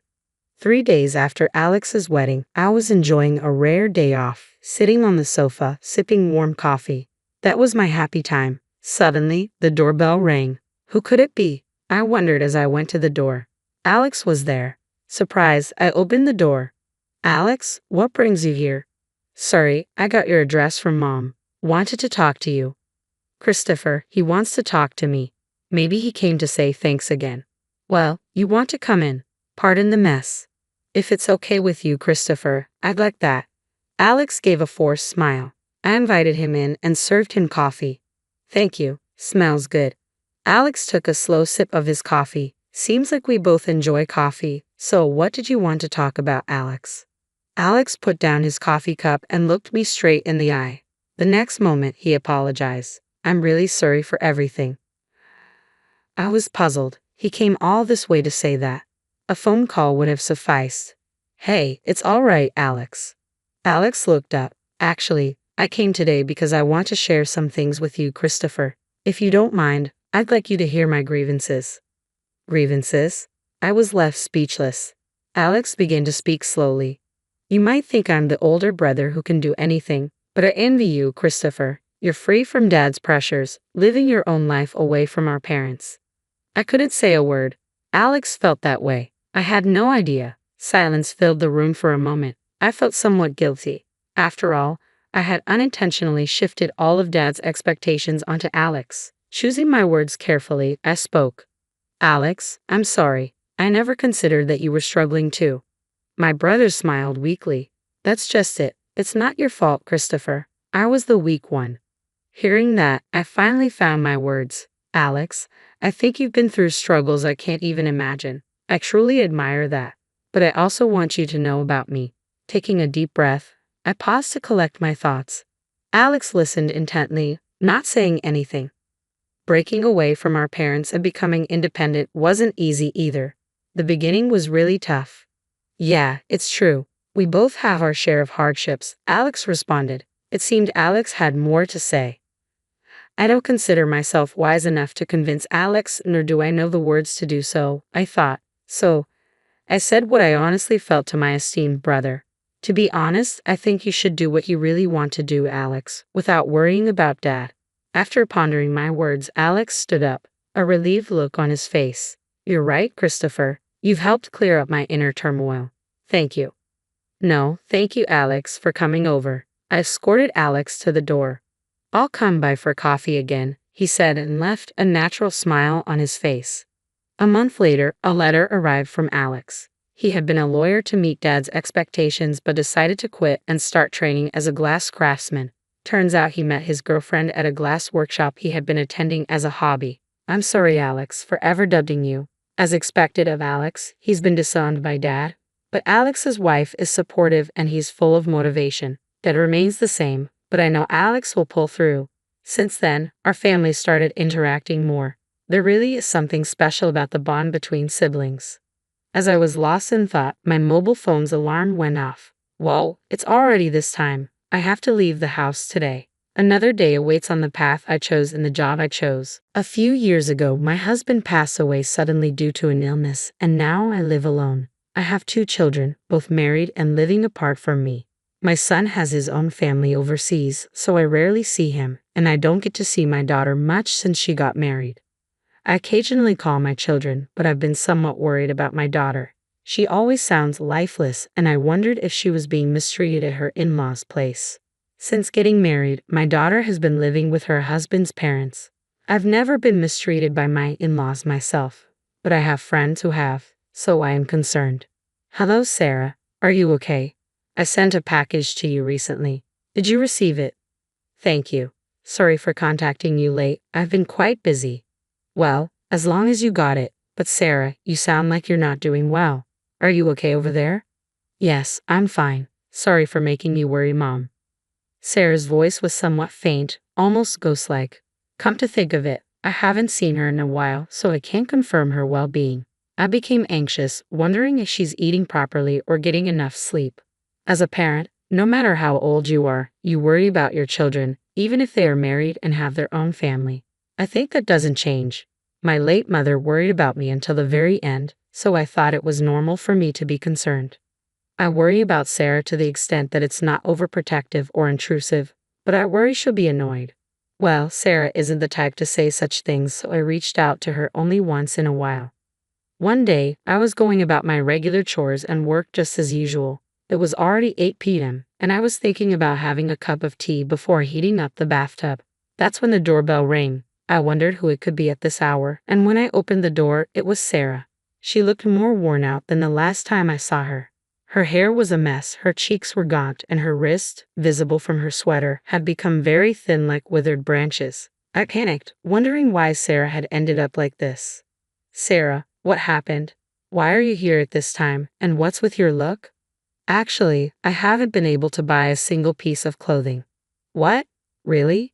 All the money I saved up from the time I was single and even my full earnings from my current part-time job gets taken away, so I can't buy clothes for myself. And even when I ask my husband, he won't buy them for me. I see, that's why you're wearing such a tattered sweater and coat. They're covered in lint with holes everywhere. Normally, a husband would feel bad seeing his wife dressed like this, but apparently her husband doesn't care. And what do you mean by all of your part-time pay is confiscated? After Sarah got married, she quit her full-time job and started teaching part-time at a tutoring school near her in-laws' place. Seizing her paycheck, that's crossing the line. Also, they told me to keep the budget for groceries under $35. What? That's ridiculous. If I were to go over 35, they threatened to hurt me. I overspent by $5 a day and got yelled at by my husband and mother-in-law. That's terrible. Mom, I have a favor to ask. I want to stay somewhere else tonight. Can you lend me $50 for a motel? I'm sure my husband will calm down by tomorrow, and I just want to stay somewhere else tonight. Honey, you don't need to stay at a motel. What a waste of money, and your face is burning red. You probably got a fever. Yeah, I caught a cold. Why don't you stay here for a while? I can take care of you. Really? Thank you. Sarah's face brightened up. I prepared some warm milk for Sarah and let her use my spare room. I had some pajamas that fit her, so I handed them to her and told her to change. She seemed really worn out from the cold and fell asleep almost immediately after taking some medicine. Well, it's a relief that it's nothing too serious, but why did it have to come down to this?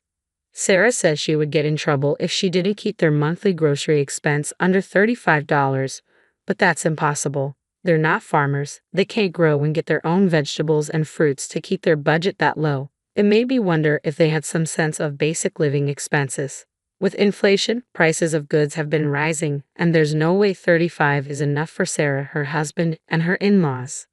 I trembled with rage thinking about their unreasonable demands and the fact that they're confiscating all of Sarah's part-time pay.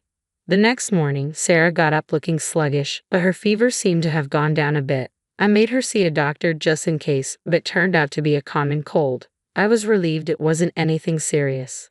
Well, at least it's just a cold, not some troublesome disease. Yeah, there's been a flu going around recently too. Why did they start confiscating your part-time pay? I asked, my concern deepening.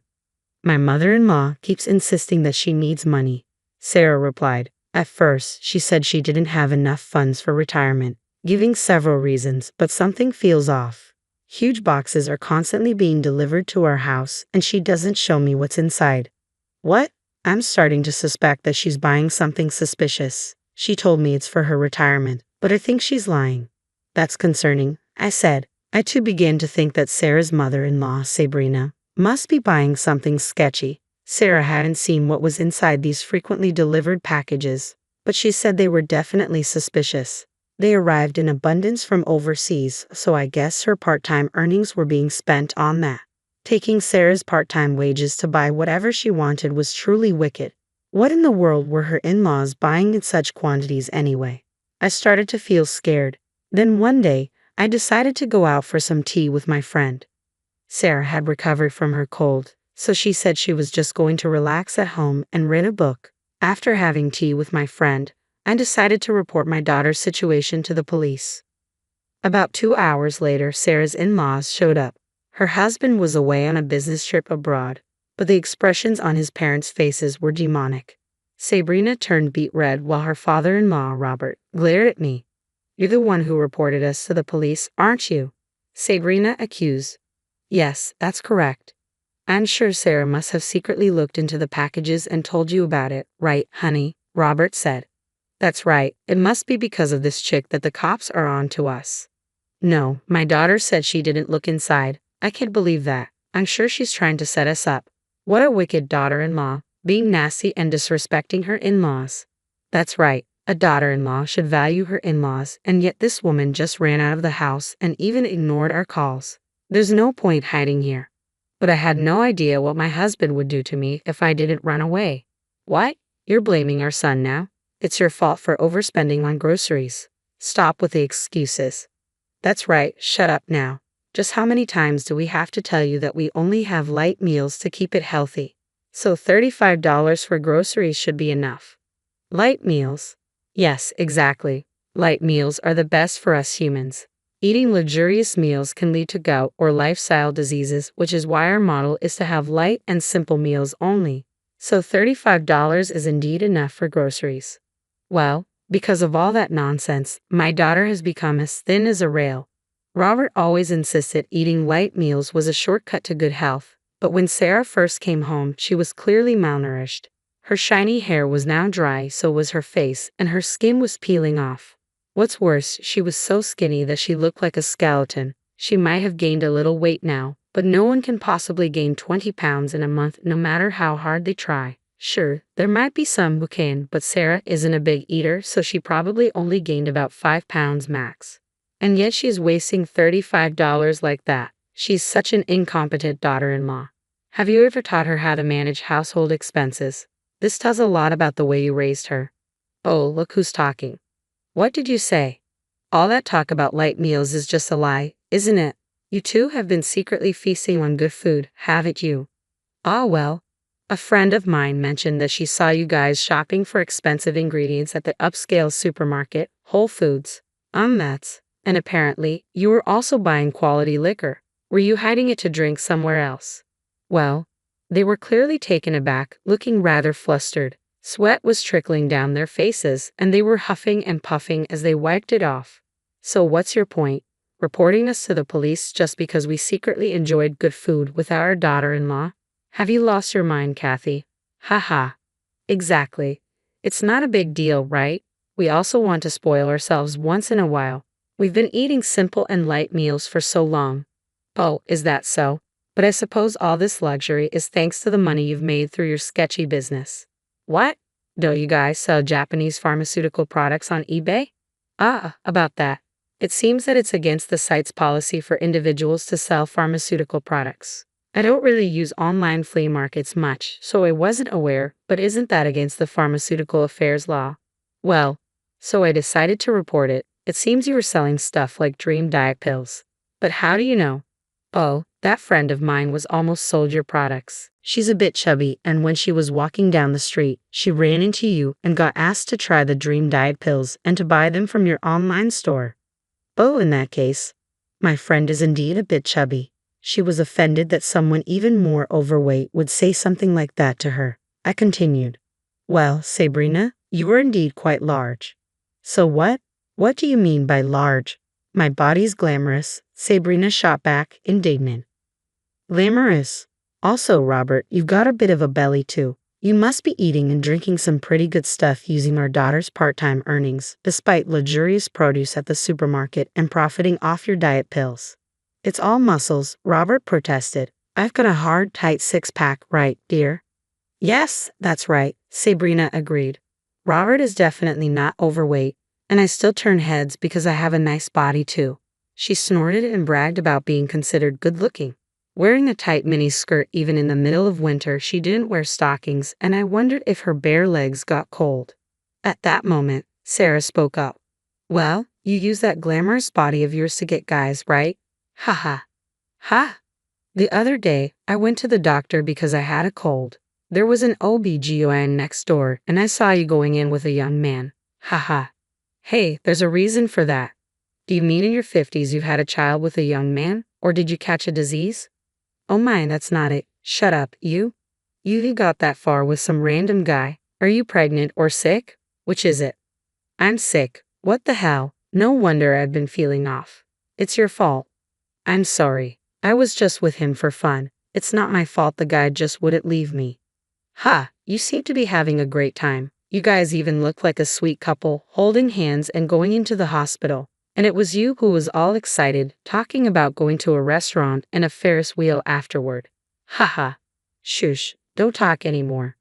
I cannot forgive you for using all my earnings and for eating well outside while reselling the contents of those packages and breaking the law. Terrible. And having an affair is awful too. Ha ha. Sabrina, everything's ruined because of you. Ha. Father-in-law, you were selling stuff out too. I know you guys were being sneaky, staying up at night. No, I was only running a business. I wasn't having an affair. I'm innocent.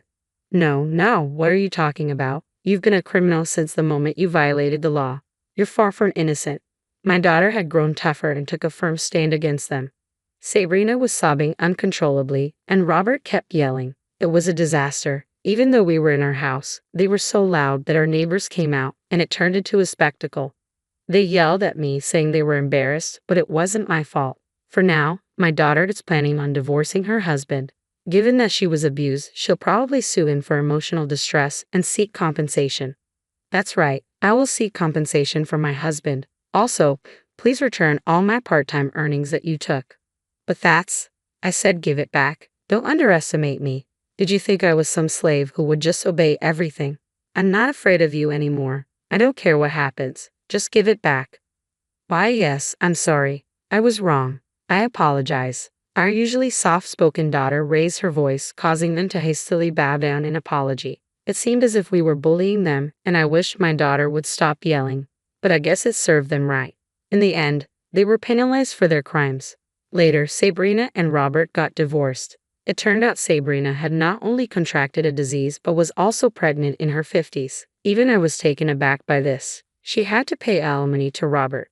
Since then, Sabrina planned on starting over with her lover but got abandoned by him. Even when I heard this, she meant nothing to me, so I didn't care at all. My daughter also got divorced and received compensation from her ex-husband. My daughter didn't have children yet, so I thought it was good that she was able to divorce before having any. Rumors spread in our neighborhood that my daughter ran away after being mistreated by her husband. The rumor also reached his workplace, and from what I've heard, it became uncomfortable for him to stay there, so he resigned. I don't know what happened to him after that, but he's probably staying with his father, Robert. I am now living with my daughter, but we are not financially struggling. My daughter works as an online tutor, and I have been working from home for a while now, so we make a decent living. My daughter has been putting on some weight and getting healthier. Seeing this, I am truly relieved. I attended the wedding of a junior colleague from work, only to be humiliated by the bride. She insulted me, saying that people with low education and no money should cut ties with my husband. The groom, my colleague, joined her in mocking me. That was the last straw. I decided then and there to cut them out of my life. From that moment, I resolved to make them regret ever judging people solely on their education. My name is Gwyn, and I'm 32 years old. I was raised in an average family, neither rich nor poor, the only son of working parents. What sets me apart is that while my classmates were planning for high school, I was frantically searching for a job. Both my parents are college graduates, but I was eager to start working as soon as possible. At first, they were confused, but eventually, they supported me, saying it was my life to live as I saw fit. I first worked as a factory laborer in my hometown, then switched jobs to become a painting contractor site supervisor. Now, I've been employed at a publicly traded major machinery manufacturer for 7 years. I'm a service department manager, visiting clients to handle machinery installation, repairs, and maintenance. Today, I have another round of repairs and maintenance visits planned. As I drive toward the freeway in the company car, my work cell phone rings. Seeing the company name displayed, my mood sinks a little. Not again. I pull over and call back immediately, only to find out it's another complaint from a client. I apologize and promise to be there right away. It's going to be a long day. After 7:00 p.m., I return to the branch office and find Theodore from my service department already back, chatting happily with a colleague from sales. I'm back, I announce. Noticing me, Theodore quickly heads back to his seat and starts working on his computer. Each branch office in various regions is staffed by a small team and overseen by an area manager. In this branch, it's just Theodore, who is 2 years younger than me, and myself in the service department. Hey, Theodore, got a minute? I ask. What is it? He responds irritably. Got a complaint from one of your clients this morning. I went and fixed it myself, but we're both going tomorrow to apologize. Why did you leave it unattended for 2 days? I had plans both days. The CEO over there is always bossing me around. Maybe they should rethink how they treat me, he replies with excuses and complaints about the client. I'm reporting this to the area manager. I had to step in and fix a client's issue, so of course I have to report it, I say firmly. Theodore, without any remorse, snorts and says, So you're ratting on me again just because you're jealous of my education. You exaggerated things in your reports. He thinks I, a college dropout, am jealous of him because he graduated from a prestigious university. Theodore used to be a polite, humble, and adorable junior, but the moment he found out I was a dropout, his attitude changed entirely. I wouldn't mind if he did his job correctly, but there are too many complaints from his clients, and it's a headache.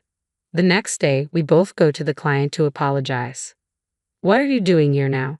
Your job is to fix this, the president of the client company says aggressively. It's not uncommon for people in industrial settings to be harsh. I'm used to it, but Theodore, with no field experience, stands there saying nothing. After calming the angry client and discussing future improvements, Theodore finally mutters a soft, I'm sorry. I thought he'd be feeling down on the ride back, but he remains quiet. I attended the wedding of a junior colleague from work, only to be humiliated by the bride. She insulted me, saying that people with low education and no money should cut ties with my husband. The groom, my colleague, joined her in mocking me. That was the last straw. I decided then and there to cut them out of my life. From that moment, I resolved to make them regret ever judging people solely on their education. My name is Gwyn, and I'm 32 years old. I was raised in an average family, neither rich nor poor, the only son of working parents. What sets me apart is that while my classmates were planning for high school, I was frantically searching for a job. Both my parents are college graduates, but I was eager to start working as soon as possible. At first, they were confused, but eventually they supported me, saying it was my life to live as I saw fit. I first worked as a factory laborer in my hometown, then switched jobs to become a painting contractor site supervisor. Now, I've been employed at a publicly traded major machinery manufacturer for 7 years. I'm a service department manager, visiting clients to handle machinery installation, repairs, and maintenance. Today, I have another round of repairs and maintenance visits planned. As I drive toward the freeway in the company car, my work cell phone rings. Seeing the company name displayed, my mood sinks a little. Not again. I pull over and call back immediately, only to find out it's another complaint from a client. I apologize and promise to be there right away. It's going to be a long day. After 7:00 p.m., I return to the branch office and find Theodore from my service department already back, chatting happily with a colleague from sales. I'm back, I announce. Noticing me, Theodore quickly heads back to his seat and starts working on his computer. Each branch office in various regions is staffed by a small team and overseen by an area manager. In this branch, it's just Theodore, who is 2 years younger than me, and myself in the service department. Hey Theodore, got a minute? I ask. What is it? He responds irritably. Got a complaint from one of your clients this morning. I went and fixed it myself, but we're both going tomorrow to apologize. Why did you leave it unattended for 2 days? I had plans both days. The CEO over there is always bossing me around. Maybe they should rethink how they treat me, he replies with excuses and complaints about the client. I'm reporting this to the area manager. I had to step in and fix a client's issue, so of course I have to report it, I say firmly. Theodore, without any remorse, snorts and says, So you're ratting on me again just because you're jealous of my education. You exaggerated things in your reports. He thinks I, a college dropout, am jealous of him because he graduated from a prestigious university. Theodore used to be a polite, humble, and adorable junior, but the moment he found out I was a dropout, his attitude changed entirely. I wouldn't mind if he did his job correctly, but there are too many complaints from his clients, and it's a headache. The next day, we both go to the client to apologize. What are you doing here now? Your job is to fix this, the president of the client company says aggressively. It's not uncommon for people in industrial settings to be harsh. I'm used to it, but Theodore, with no field experience, stands there saying nothing. After calming the angry client and discussing future improvements, Theodore finally mutters a soft, I'm sorry. I thought he'd be feeling down on the ride back, but I was wrong. Instead of showing any remorse, Theodore was back to bashing the client. That CEO pretty much advertises his lack of education with the way he talks, he sneered. It was embarrassing to witness. Who made a client that angry? Maybe you should reflect on your work, I said, but my words fell on deaf ears. You're just out of touch because you've worked in those environments, Theodore laughed mockingly. What are you talking about? I only took this job to gain some mechanical knowledge. I don't plan on sticking around. Typically, people like Theodore would spend 2 years in service and then move to sales, but he's been here for 3 years. Nobody's going to move a guy with so many complaints to a sales position. He genuinely believes the bad reports are all because of me being jealous. If that's the case, all the more reason to get good at your service job. Show some sincerity to the client, I suggested. Sincerity? With his attitude that bad, there's no sincerity to talk about, he retorted. Maybe it wouldn't bother me if he was on the same level as me professionally, but I couldn't bring myself to say another word to Theodore. One day, I was on a business trip to set up some machinery. The test run didn't go as planned due to some glitches, so I had to stay overnight to fix it. The next day, we had limited staff at the branch, so when a major task like this came up, other local branches would help out. As I was looking for a place to eat near the hotel, someone called out to me. Hey, what are you up to? Turning around, there stood Theodore, arm in arm with a woman. Oh hey Theodore, good evening, I greeted. The woman beside him offered a handshake, which I accepted. This is my girlfriend Selena. She's from around here, he introduced. I felt like I had seen her somewhere before, but I didn't dwell on it. Theodore invited me to dinner, and I accepted. After ordering, Theodore started to gloat.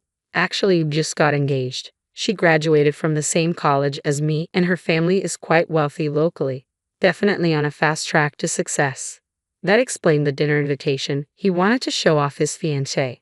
As for Selena, she barely acknowledged me, not making eye contact and offering only occasional nods to Theodore.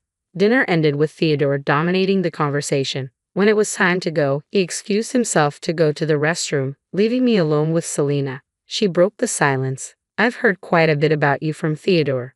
Her eyes locked onto mine with a certain coldness. I could tell Theodore had been bad-mouthing me. You think your managerial role is a big deal just because you've been at the company a few years longer.